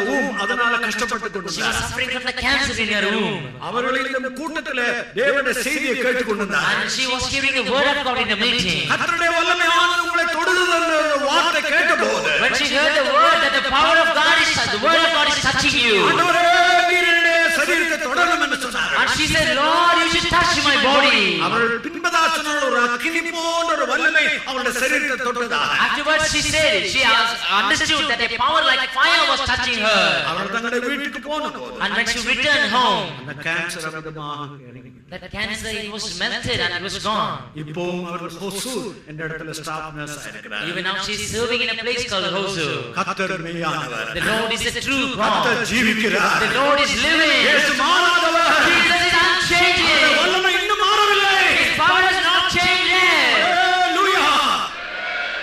ஆகையால் இந்த சுகத்தை பெற்றுக்கொள்ள வேண்டுமானால் Therefore, if you should receive this healing, நீங்கள் வாசிக்கும் மார்க் 9ஆம் அதிகாரம் 23ஆம் வசனத்தை வாசியுங்கள். read Mark chapter 9 verse 23.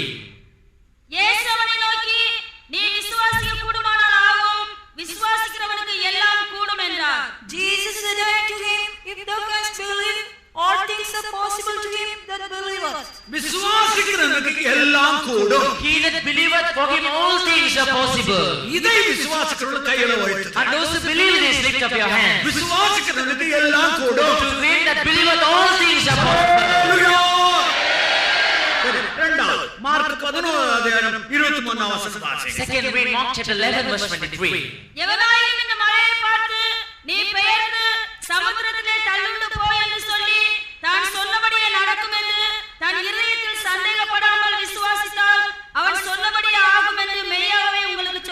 ஸ்தோத்திரம். We greet you all in the blessed name of our Lord Jesus Christ. நம்முடைய கர்த்தராகிய இயேசு கிறிஸ்து